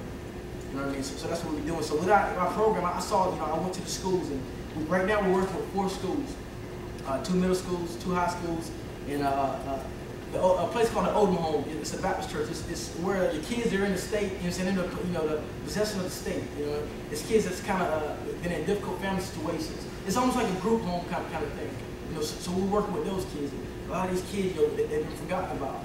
You know what I mean? They got families that ain't really, poured into them. They ain't really told them there was going to be anything. You know what I'm saying? And this and that, and that's key. You know what I'm saying? For you to really believe that in yourself that you're really going to do something, you know what I'm saying? You got to be taught that. You know what I'm saying? For me, you know what I'm saying? And that's what it was for me. And that's why, how I was able to kind of, like I said, I'm nothing, but that's how I was kind of able to get to the point where I'm at and where I'm going, It's been, ingrained in me. You know what I'm saying? It's also, it's something that I understood. You know what I'm saying? And it's a skill that I've developed over the years with, telling myself that I'm the baddest thing, I'm the fastest thing, I'm the strongest thing. It's that through the sports that I've done. You know what I'm saying? Through the wrestling and through the boxing. Those are one-on-one, some man sports. You know what I'm saying? When you fail, when you lose, you don't got, your man you lay to the level, your man to the right, you're to blame. You blame yourself. You know what I'm saying? And that's where I learned my discipline and these different ethics and such that I have, So with that program, we wanted to instill this to those young individuals. I go over to the schools and, like I said, I match up, personally match up individuals. So I saw a girl at one of the middle schools. She was one of the most gifted girls I've seen. You know what I'm saying? And some of these kids, you talk to them, and it's like they don't even understand how talented and how gifted they really are. I was talking with her, and she showed me a book that she had put together. She had drawn some designs. And she likes to do the whole design thing. She wants to be like a clothing designer, apparel designer, this and that. So in her book, she had a full book, neat, very organized. A book of different clothing designs that she had put together with the accessories, with the names and such. I thought that was so unique. You know what I'm saying? And I also feel that, that's something that, if really honed, if she really honed that craft, she could take it to a whole other level. She could become a future designer. You know what I'm saying? Fashion show designer or such. I saw another kid, he loved science, he loved to read. You know what I'm saying? He could be a chemist. There was another kid, he loved to deal with computers. He loved technology, and this and that, you know what I'm saying? So I had another kid within my organization who was an IT major, you know what I'm saying? So I matched them up, you know what I'm saying? So I matched up somebody within my organization who was very similar to those very kids that we're working with, and where they can build that personal relationship, that personal bond. So we go to the schools and do that school tutoring, and this and that. And then I build an incentive program to where, as long as you come to the tutoring, you know what I'm saying, and you stay out of trouble throughout the week, and you keep on a good rapport with your teachers and your academics and such. Over the weekends, myself and the people within my organization will give our time on creating fun days for you all. So that's just the thing, it's a secret recipe on how to get through to them, and I know it. I know the secret because I know it. I focus a lot of my time and my studies and my attention on it. You know what I'm saying? I reflected back on when I was growing up. I'm like, I would have made a lot of decisions that I made had I had somebody, kind of mentor me. You know what I'm saying? Even though I had a real good parent, but still, it's real good when you got somebody near your age or that's kind of been through. I apologize. It's been through your situation. You know what I'm saying? To kind of relate to or whatever. But I'm gonna stop with that. But I'll leave y'all with this. Success is a journey, not a destination. And that's what I've been told, and I really believe it. I thank you all for having me. Really, I want to get you all a business card before I leave. Especially, I thank you, Mr. Felton, for having me. He's an awesome guy, very awesome. Thank you all.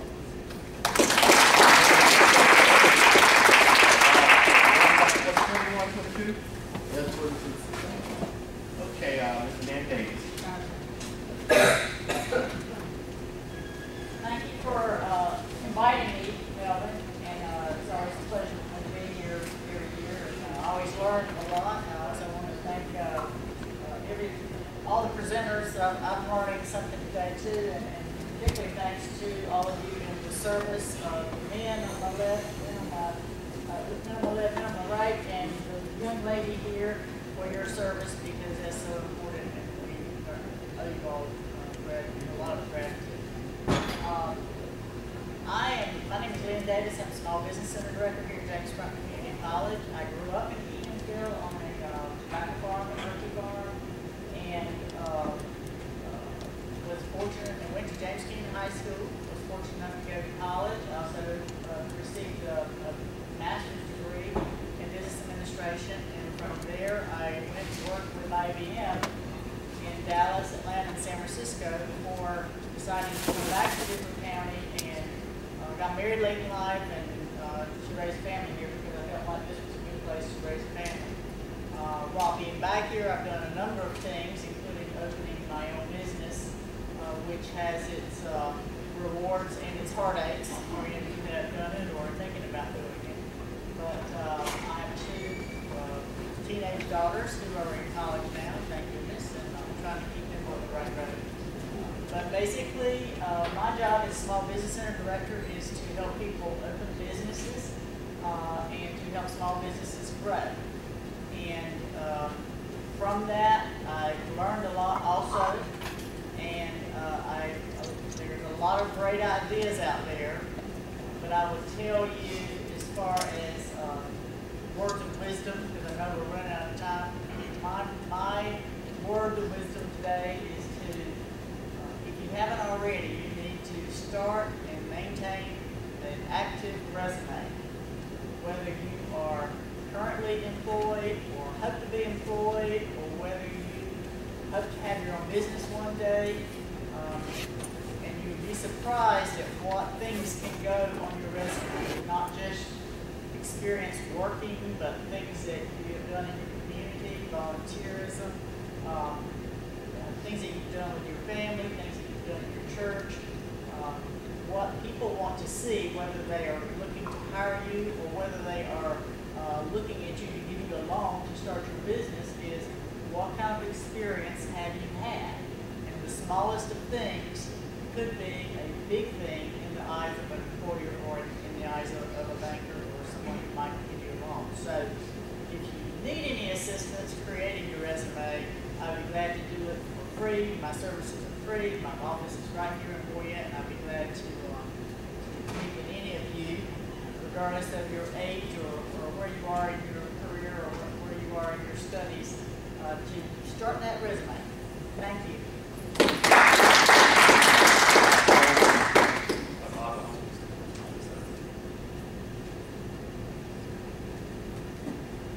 My good friend, Mr. Melvin Felton, Dr. Benjamin E. May said this: the tragedy in life is not failing with your goals, but not having any goals to which you aspire. You ought to refuse to die until you have made some contribution to society. Somehow I understood that even in high school. I wanted to go to West Point, be a military officer like you guys. I went in to see my guidance counselor, and she looked at me like I was stupid. What did you know? How do I think I could go to West Point? You should have started that 5 years ago. Nobody told me that. She told me in so many words that I wasn't college material. Did I believe that? No way. Thank God for the church. My minister came to my home back when you had men. Years ago you had men and you had women. They didn't ask you what you wanted to do. They told you. He came right to my home and took the application and said, take this and go to college. I took it. I went to a little school called Allen University in Columbia, South Carolina. Ironically, the school was unaccredited. But I took the best that the school had to offer, and I graduated. Along the way, I became the first page in the South Carolina Senate. I never shall forget, I went there to see the Speaker of the House. I knocked on the door, and the lady looked at me and said, what are you doing here? We only hire pages from the University of South Carolina. Came back the next day, she slammed the door in my face. But she didn't know I had something that she didn't know that I had. I had a faith and a hope and a trust in God. Came back the third day, she slammed the door in my face. Wow. Finally, I waited until she went to lunch, then I sneaked in, and I saw Mr. Saul Block, and he hired me. That's the kind of faith and the kind of determination that young people ought to have. Well, I wanted to be an attorney, but God had another plan. He wanted me to go to the ministry. And he called me, but I didn't answer. I wanted to go to law school. But I was so confused about the call, I decided to join the Army to get away from the call. But as soon as I went into the Army, the call scared me right in the face. I met so many young men, so many young women who were doing crazy things, but I wasn't. They would get sloppy drunk on the weekend. I would not.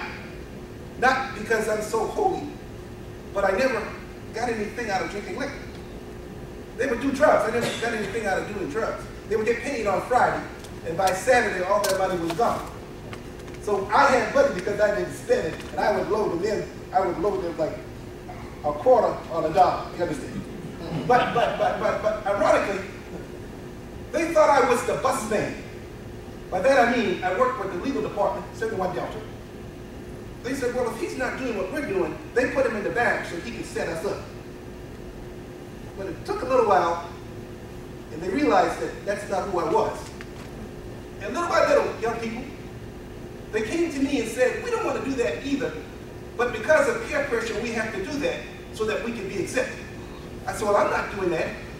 And if they want to accept me, they can, and if they don't want to accept me, that's fine too. But I'm going to go on to be who I'm going to be.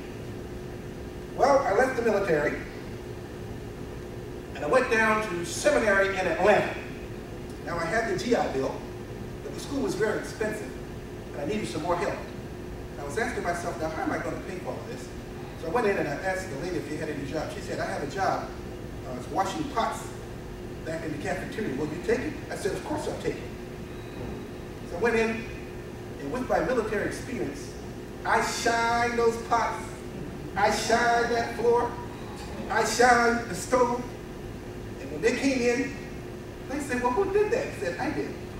And I got 2 other guys to come and join me. And we had that kitchen to look like a military kitchen, where you can eat your dinner on the floor. By the way, those 2 guys today, one guy is a bishop, the other guy is a college president. I went on from there and went back to the Army. This time I became a chaplain. Captain, United States Army. And I don't have to tell you, but I was one of the best. From there, I went on to achieve my life's goal, at least to work towards it. I wanted to get my PhD. I went on to Boston University, Dr. King School, took a master's. And they gave me what they call the Doctor of Theology Fellowship, where I didn't have to pay any tuition. How did I do all of that? I studied. I made friends. I found the man who gave the money. Wherever you are, somebody makes decisions. I found that person. And every time I would see him, I would say, good morning. He would say, how are you? And then he invited me to lunch. That's exactly what I wanted him to do. I wanted him to invite me to lunch. And let me say this. Sometimes our students go to a school and they fight everybody. They fight the president. They fight the dean. They fight the man who gets the money. How stupid can you be? We had lunch. He said, are you enjoying Boston University? I said, yes, sir, I am. He says, anything you need? I said, well, I just had some more money. He said, come by and see me. That's exactly what I wanted you to say. One stroke of the pen, he gave me an extra $5,000 for living expenses. Young people make friends. Young people have manners. Young people have goals. I'm now an assistant professor of church history at the Shaw University Divinity School, where I now can work with young people. And I try to motivate them, to inspire them. But I find one thing, so many of our young people have low self-esteem. So many of our young people don't believe in themselves. So many of our young people think they can't do it. Please don't. If you put your hand in God's hand, now suppose you take an exam and you fail the exam. Do you give up? No. No. You go back and you take it again. Suppose you fail it again. Go back and take it again. Find out what you're doing wrong. Read biographies of great men and great women. I read the biography of Dr. Mays. He was born to a sharecropper's family. He went to school 3 months out of the year. But he wanted to get an education so bad that he worked hard.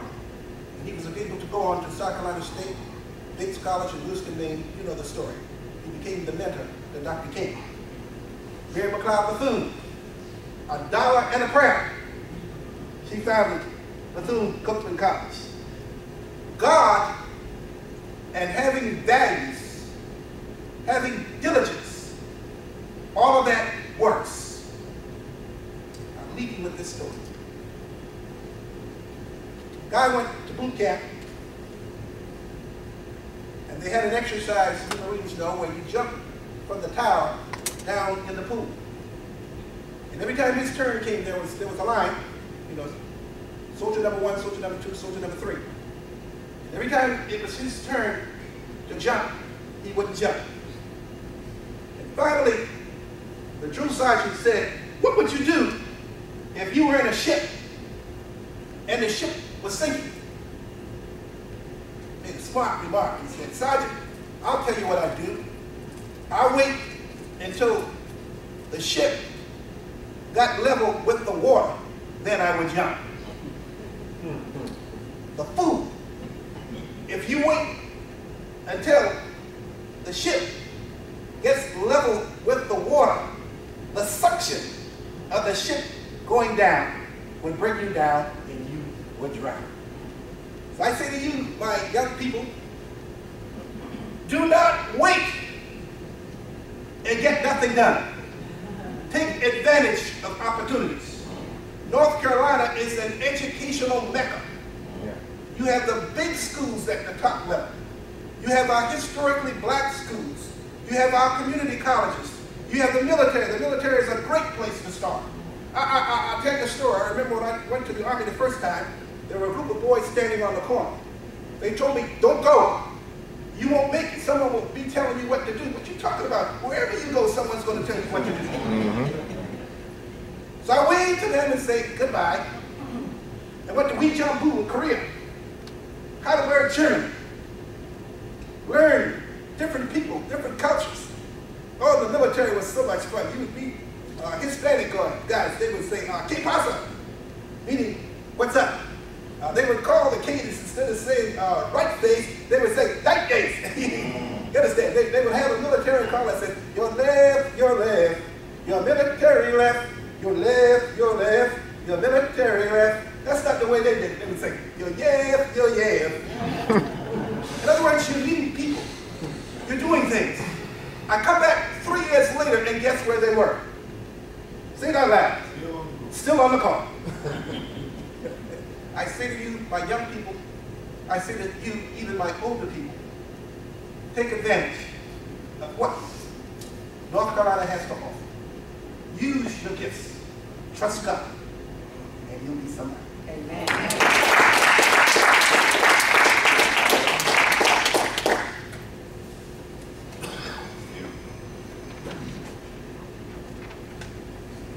Good afternoon to all of you. I give glory and I give honor to God for my being here, because this is part of my journey.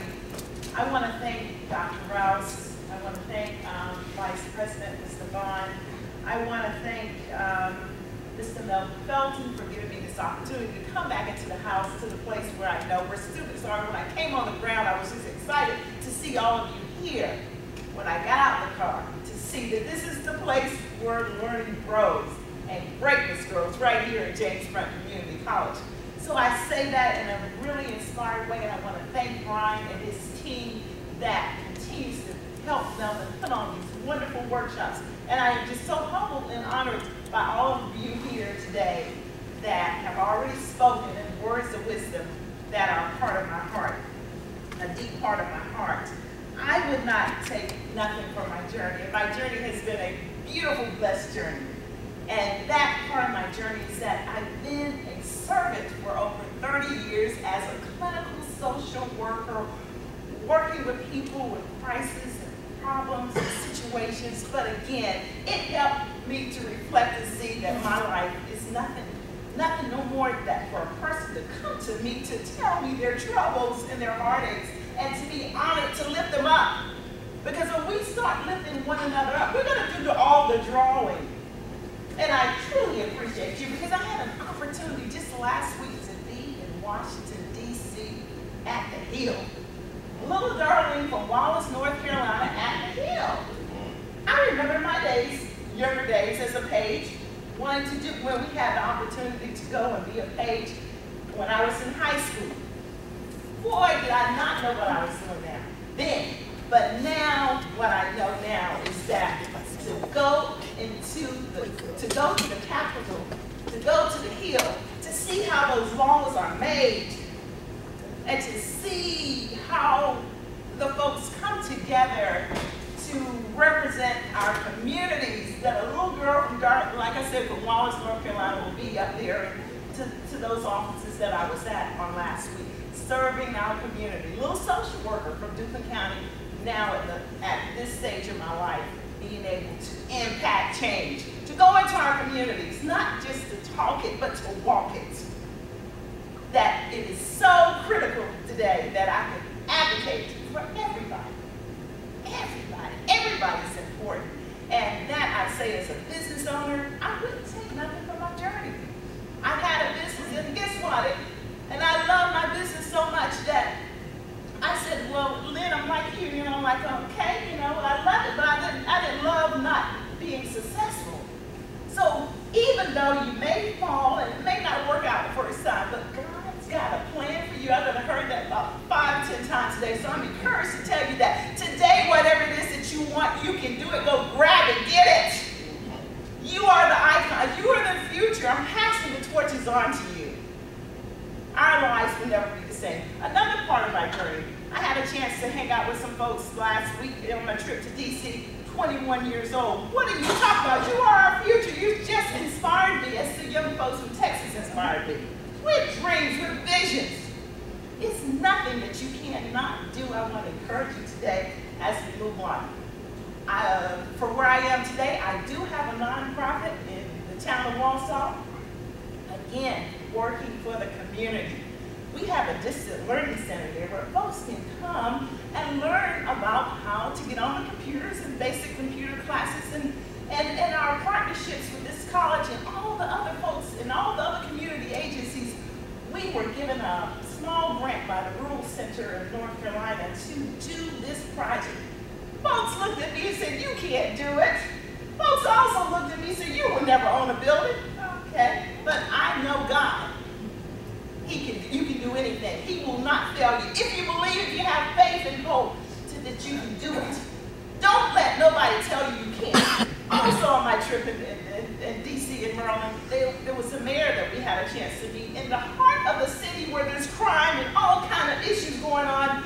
But again, he inspired us to tell us that you can do anything you want to. They have an $80 million project that they're getting ready to do, a whole new green initiative. That is part of our vision for the Cornerstone CDC. We want to work with the green. We want to work with students that's thinking to the level. We also want to make a difference. And with that being said, I thank God for you all and what you're doing. I thank God, and I humbly take this opportunity to tell you that there's nothing that can stop you from moving on. Thank you.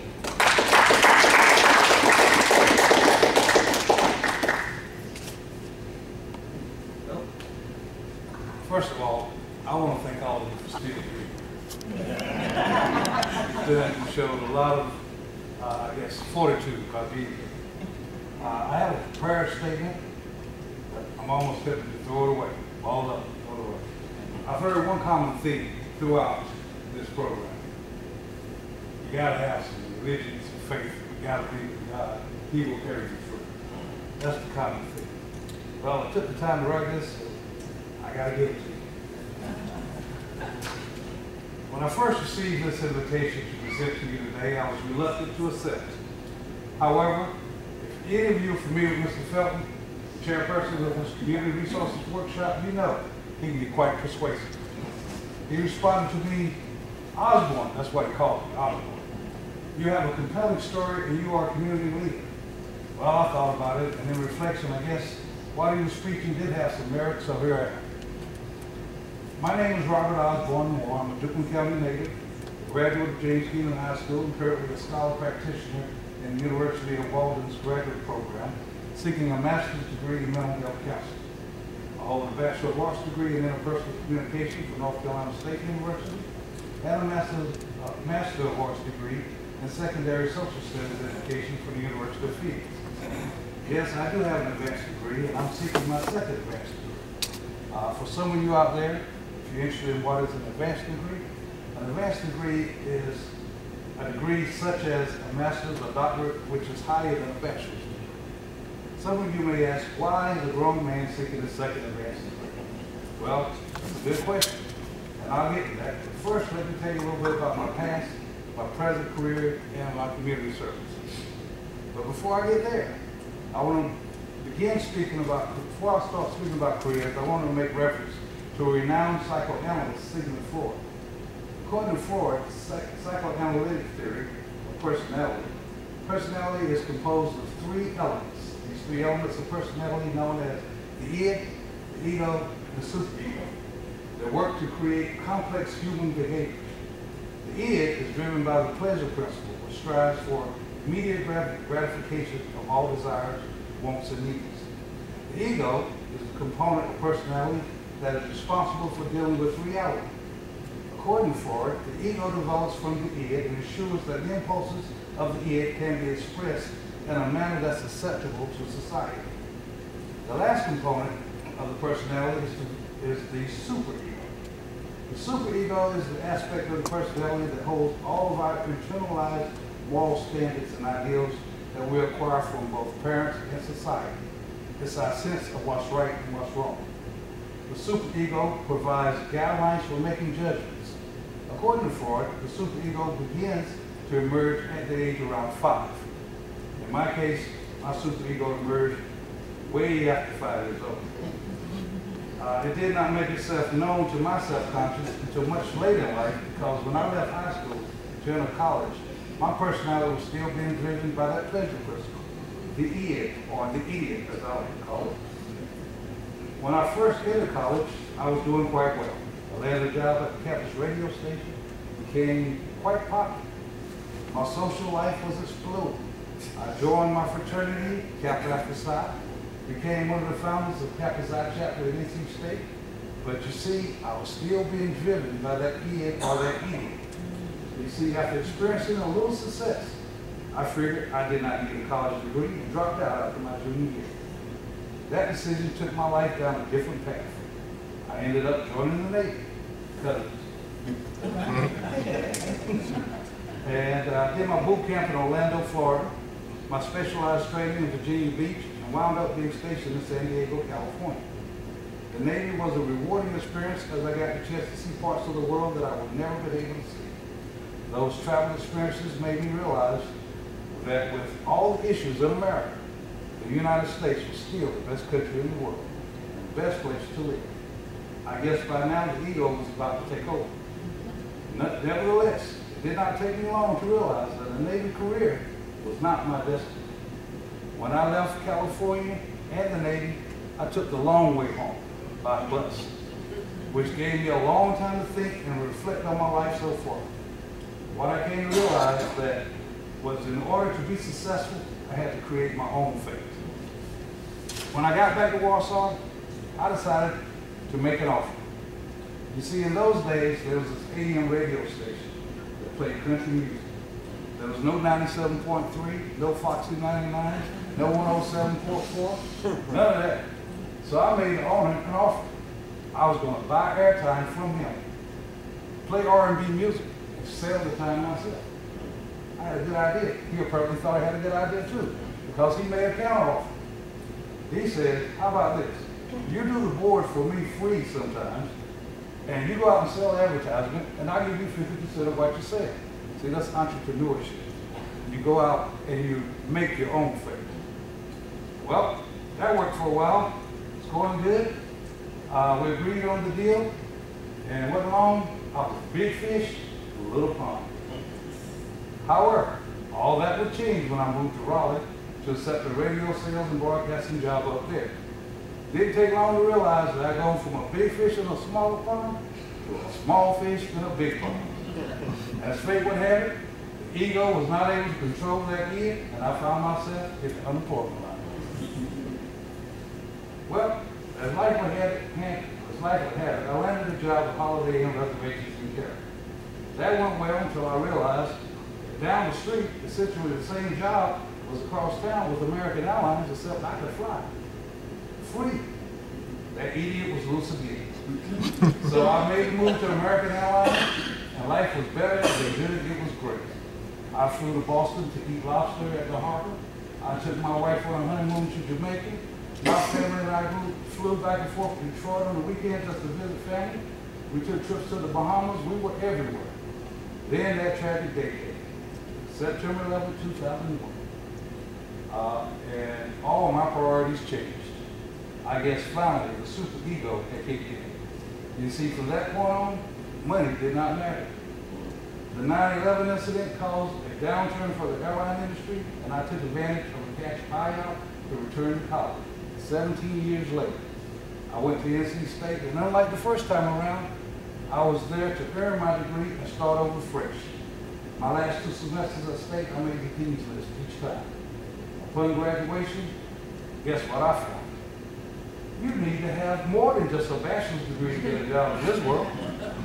So, from there, I have started substitute teaching to make a little money while I was going back to college. So, I decided I might as well continue down this road, and I went and got my master's degree in education. I landed a job at Wallace Rose here. That super ego was in full effect now. I was going to make a difference in young people's lives so that they did not make the same mistakes that I had made. Nevertheless, I resorted back to my same old ways, and when I should have held my tongue, I didn't. Once again, found myself without a job. But this time, things were different. See, I had grown up, I had learned a little bit. I knew I had a master's degree in my pocket, and I knew I had found out what my calling was, to empower young people to become leaders and to live totally fulfilling lives. So I became a substance abuse counselor for teenagers at a level 3 residential facility. I found that career to be both fulfilling and worthwhile. Nevertheless, there was another problem. Because of the nature of the residential facility, this job did not allow me the flexibility to volunteer for my community, go to church, or spend quality time with my family. Another difference was, this time I had planned for the unexpected, and I managed to put away a little money for a rainy day. The problem was, it rained for over 6 months. With time on my hands, I poured myself into volunteering. I became a youth athletic coach for Warsaw and Kingsville Recreation Departments.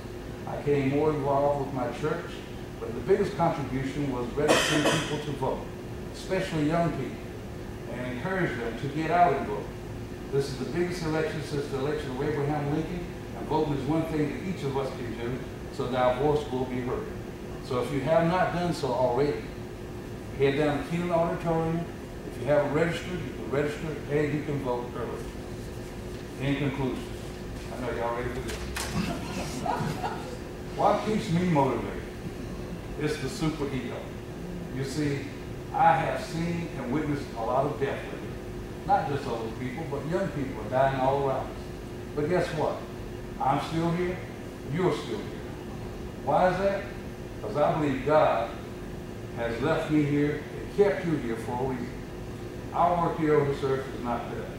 So I keep my faith and I ask God for His wisdom and guidance. Following His word has led me to get another career and another chance. You see, yesterday I interviewed to be a quality mental health professional. The gentleman, for his level 2 for parents of foster children. I asked God to lead me, to guide me, and to let His words be my words. The man offered me the job on the spot. Told me he wanted me to start right then. But I said, no, tomorrow I've got to go to James Front. Speak to these people, tell them, never give up. So, one thing I want to say, I am starting the job tomorrow, on my birthday. Besides, I want to come here and share this last message, and if you don't remember anything else I said, remember this. In everyone's life, some rain must fall. But it will not rain always. One day the sun will come shining through. So in the meantime, in between time, utilize your time to make the most out of every moment. Because life is but a dream, and nothing comes to sleepers but a dream. Thank you.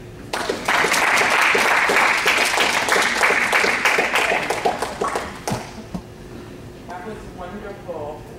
Good afternoon. My name is Robin Kennedy, and I am the owner, operator, custodian, dishwasher of my business called Unique Favor.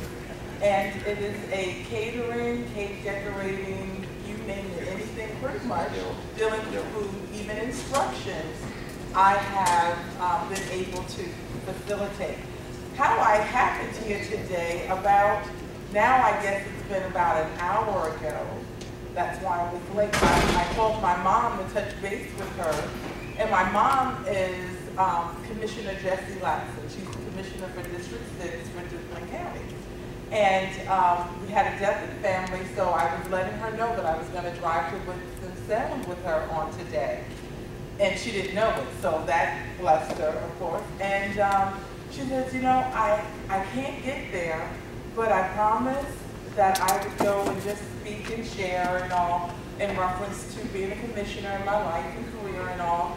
And I can't get there, but would you go in my stead? And usually I would say, like, Mom, for real? Really? You know, like, well, I have stuff to do.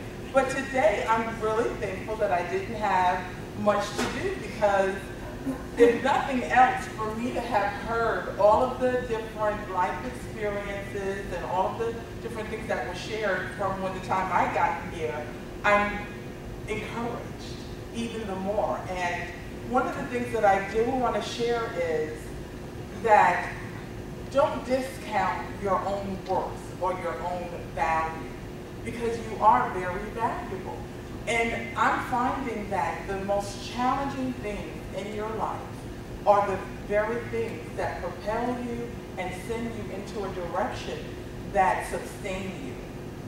The issues that may have even brought you the most shame or discomfort are the very things that God will use to build you, to encourage you, to allow you to move forward, to be successful. One of the things that I'm also finding is that when you're successful, it doesn't feel successful. Whatever I had envisioned that to be and how it would feel, it's not that. But when you get there, it's because of all of those things that have gotten you to that place that has made it a success. And a lot of times we get caught up in monetarily what success is or what we would define it. And I find for myself, in building a business, I had come out of, I can't say it was a career, because my life has pretty much been an experience, as we all have. But my life has happened to me upon many wonderful experiences.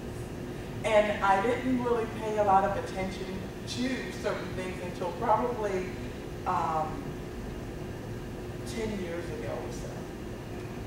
But in that window of time, I found that there was a tapestry and a thread in my life that I was always encouraging or edifying or building people up around me.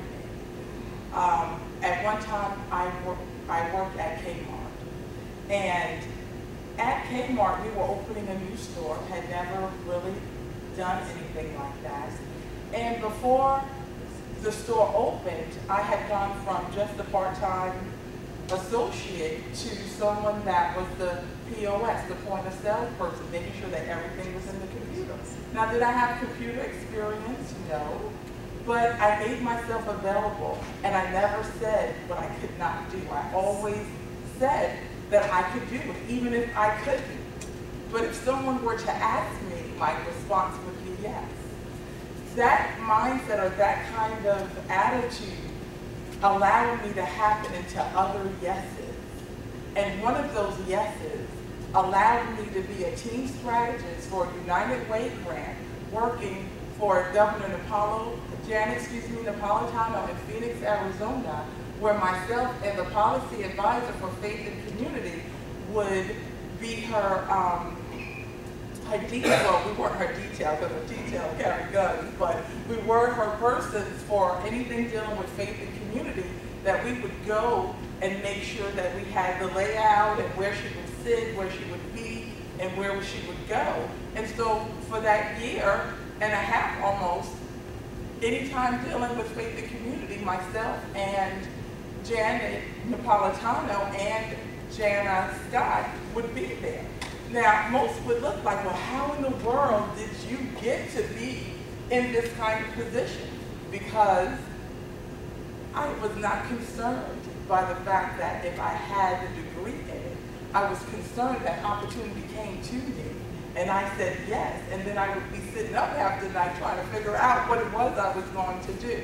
And so if I'd have discounted my value, if I'd have believed the internal thoughts that said, oh, you can't do that, or you can't go there, I probably would not have. But because situations or things had come and happened upon me, I said yes, and I found myself in a wonderful place. Then, in 2008, I decided to move to Duplin County. How did I get here? Because this is my mom's family here, my grandma, my granddad, and all of those wonderful things. And so I got here after I had started my business, which was gift baskets and some other things. Nothing even close to what I'm doing now. But I knew that I was to come here. I said yes to it, the Lord leading me the whole time. And now my business is evolving and growing. I partnered with the Small Business Center, and Ms. Davis has been a treasure to my life and to my business. And one of the things that she said, a lot of things, and shared a lot of different things in seminars and workshops, and I had to show up to get there. But one of the things that I don't think I'll ever forget that she shared is that you gotta be passionate about it. If you are, you'll make it, because it's a lot harder than what you could ever imagine, and it has been so. It is a challenge. And in that, I've had my most success in my failures, but I kept showing up and I kept saying yes. And so, if nothing else, know that you're forever evolving, and to have the courage. Most that are here, you've had the courage to redefine yourself, or to say, you know, I can do this, no matter what the age is. I have the pleasure, I'm believing that I'm going to be on the earth for quite a few more years. But in March, I'll be celebrating my 50th birthday. And most people that I have encountered that don't have the vision that I have, not just for my life or my business, would say, why are you doing that? Because everything that I've ever accomplished, anything I've ever done, has built a foundation for me to have a successful business. And my business continued to evolve. Before I sold my first cake, I didn't know I was going to sell a cake. Before I served my first meal and catered, I didn't even know how to proportion how much I would need for 10 people or 100 people. And so it's evolving. And every time, the first yeast rolls I made was 2 years ago, never made a yeast roll. The lady came up and said, do you make yeast rolls? I need a dozen for Mother's Day. And I'm like, yes. Never have yeast rolls. I said, I sure can. She goes, I need them tomorrow. My family's going to be here. I said, you're going to have them. And I did it. The Lord helped me, because me and the Lord stayed up all night. And it was, I realized that it was a 7-hour minimum preparation, and I'm praying they were the most anointed yeast rolls anyone could have ever eaten. But I said yes. And my cousin, she was there with me, and I'm like, you know, I think they're supposed to do this. Okay, they smell like it. And we almost ate all the woman's yeast rolls because we were so excited that they came out so good that I had to make sure I kept her 2 dozen aside. But saying yes, and out of everything else, I would have to say that my life is evolving and happening because I continue to say yes. And I got here today because I said yes to my mom. I didn't let it be a day to be like, no, Mom, I'm not going, you know. But I allowed it to be a day that I said, yeah, even for my mom, I'll say yes. And I'm here. And so I hope that I was able to share something that has encouraged you, because I have truly been encouraged on today. And I really appreciate each of you for being here.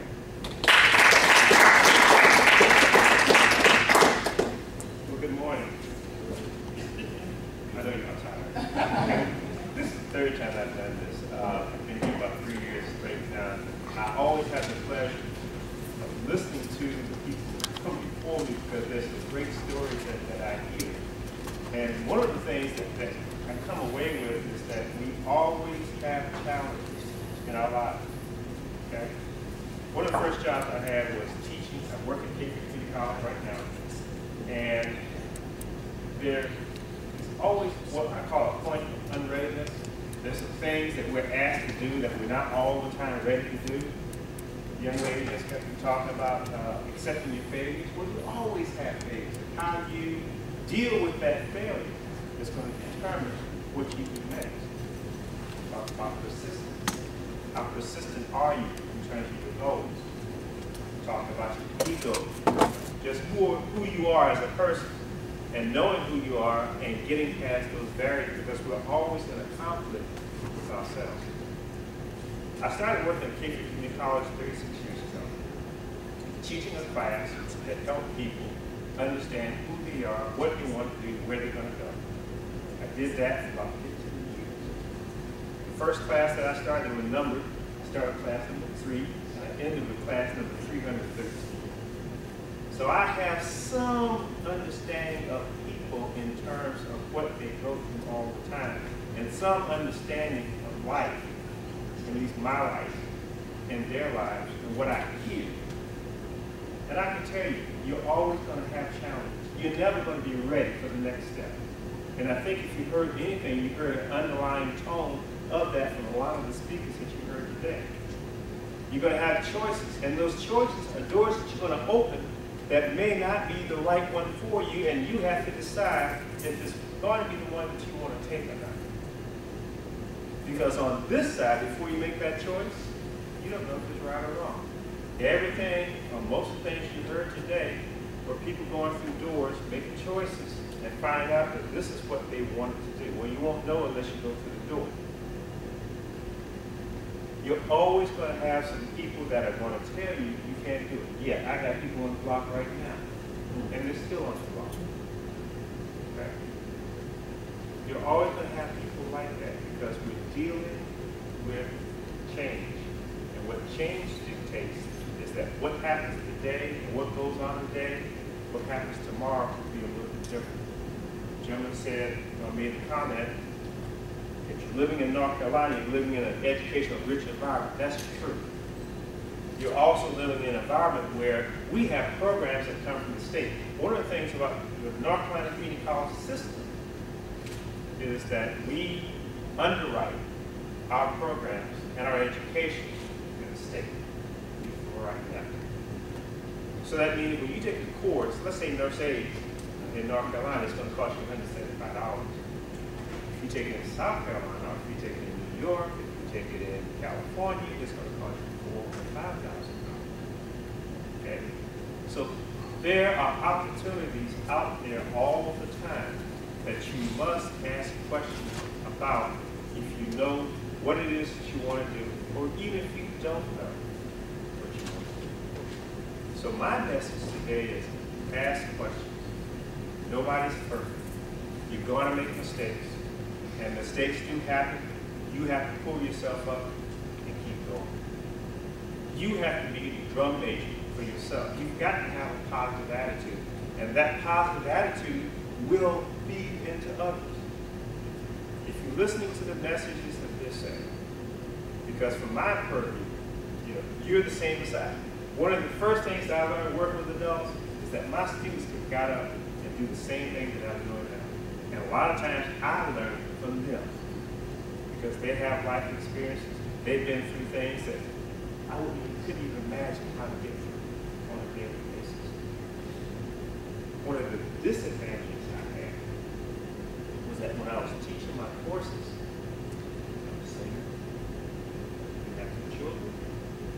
I had no concept of what it meant to be a single parent. I was employed.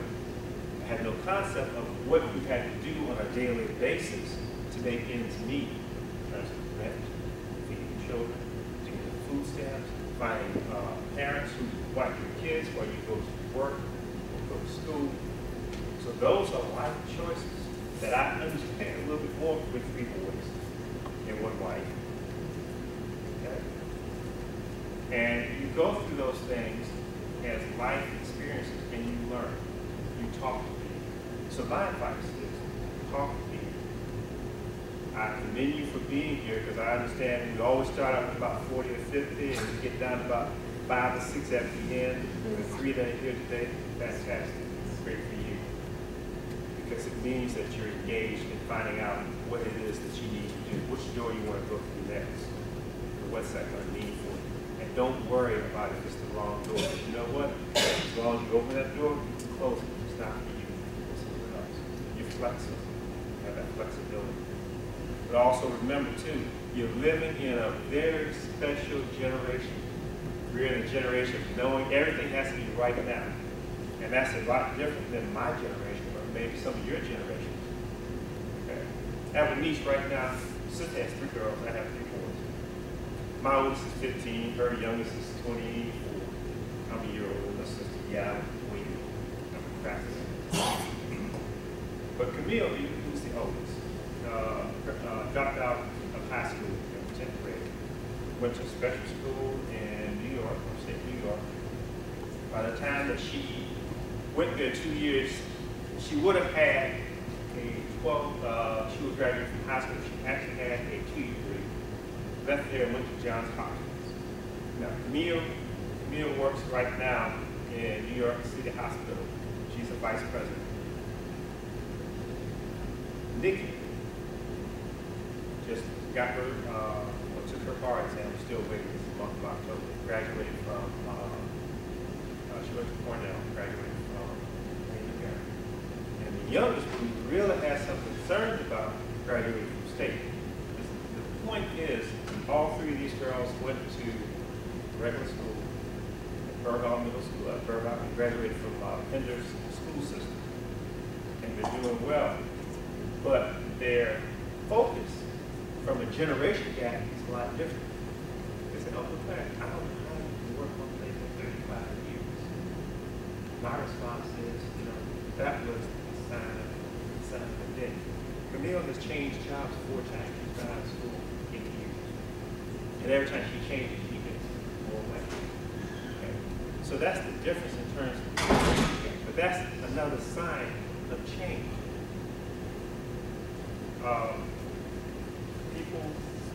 People, especially the young guys, how they dress. I'm not hung up with that so much as I'm more concerned with what's going on in their mind, okay, in terms of attainment. Yes, if they're going to dress with baggy pants, I don't like it. But if they go to a job interview, that employer may not hire them, and they need to know what that choice means. But I'm more impressed if they go through a sonography program and get their sonography degree, and now they're making $70,000 a year. Hopefully they'll pull the pants up by then, because they'll learn that even with a degree and technical expertise, you have to at least have the appearance of being a professional, because now you have some responsibility to the people that's coming behind you. So we're always dealing with change. Change will always be there. Everybody's not going to agree with your opinion. But if you know it's right in your heart, and you know it's right without, and you know, then follow that creator wherever it is. And don't put limitations on yourself. When I was coming up in 1970, playing basketball, there was not a spud web to show an example of a guy who was 5 feet 6. Now he was 5'4". He could dunk. That never crossed my mind. And I tried it every day, and I still couldn't make it. Ain't gonna try now. But the point is that people do not accept set limitations. Do not accept the limitations people put on you, and you do anything that you want at any age. Okay? Because it's your life, it's what you do, and you should not have to give excuses to anyone as long as what you're doing is in your heart and you know it's right. Anything I can do in terms of help, please let me know. I work at the college. As of today, I'm the Dean of Continuing Education. I'll prove I'll be when I get back. But my job is affecting people's lives, helping wherever I can. And I think that should be everybody's job. Because we're here to encourage each other. And if you don't put limitations on yourself, you can do anything. You can go anywhere you want to go. That's been very great. And that's been the difference, I think, for our culture this last 8, 9 years or so. And I think it should continue. But again, the opportunities are there. Please ask questions. Because anyone on this panel I know, they'll be willing to help. I would be willing to help. Give advice or whatever. So believe in yourself. And I know it sounds very simplistic, but I've seen it too many times happen. Had a young man, I won't go on and on, but I'll stop. Had a young man that came back to me because I used to teach tennis a long time ago. I was really concerned about him, but you know, he told me, you know, you take me out there every day. When you took me out there every day, you played tennis, you know, him and some other kids. That really helped me from a standpoint of knowing someone who was successful. Now, I didn't see myself as successful. He saw me as successful because I worked at the college. Okay? And at that point, when he came back, he was in the Air Force. He flew F-16. Okay? But the point is that, you know, he didn't limit himself. He didn't listen to the naysayers on the block. It ain't gonna happen. They called me out. Okay? It was because I was short, couldn't jump, wore glasses, barcode glasses. And I always carried a suitcase when I went to school. Carried a suitcase when I had to walk to school. So people will give you tags sometimes. But you know what? This is a good example of a tag that people put on you and say, yeah, they want to pick at you. But it was because of that I went to college. So, there's another story I can change my mind to tell you. I guess the point is that you have to believe in yourself and don't take no for an answer. Have a dream, map it out, ask questions, and be persistent.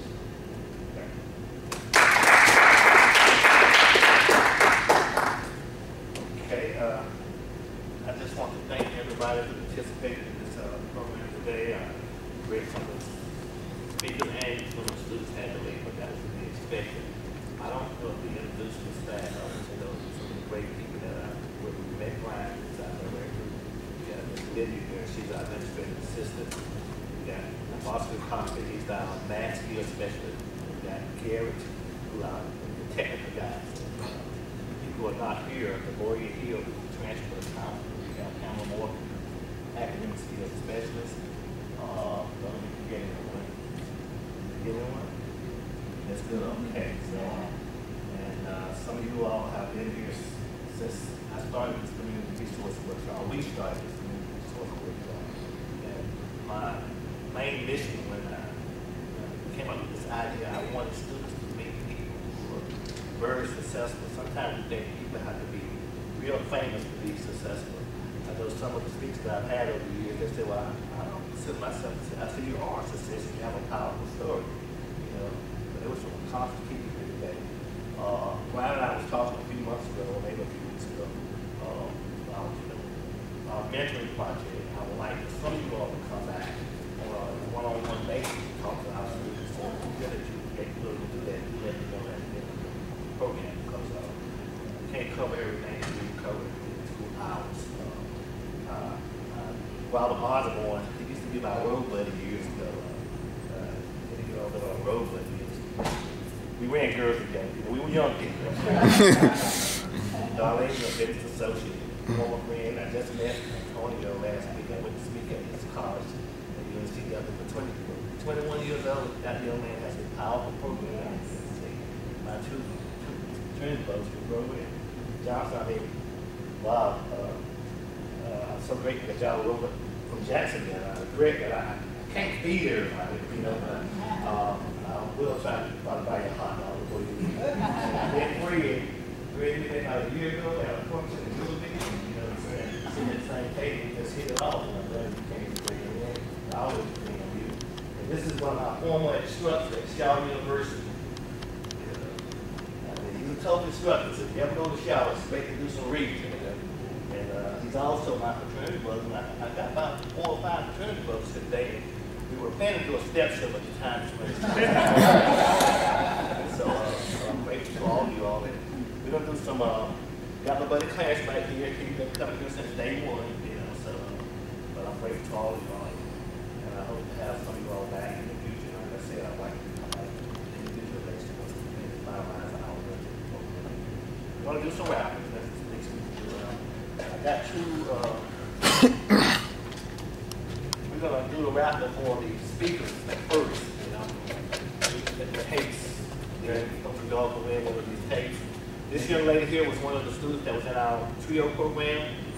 She decided to drop out of school to pursue her career, but she was signed to a major label, I guess about 2 years ago. Her name is Shirley Simpson. And this tape here comes from the mentoring project. She asked me to help her get her career. I told her I didn't know that much about the music because I'm a reader. So I started reading, and I realized I said all I had to do was network and meet people, just like I did with you all. So hopefully you all, one of you all would take one of these tapes home. And I guess I'm sad to say that you must be present when I apologize to those. Since we were road dogs, they're not called CDs. Okay. Thank you very much. That's why it's good to have friends. Do you have one where just speakers can put their name in? No, they're all together. All these are speakers? They're all together. Okay, all right.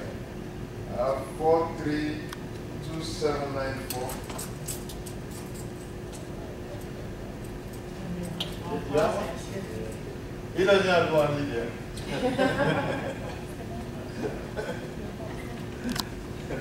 That's why nobody went.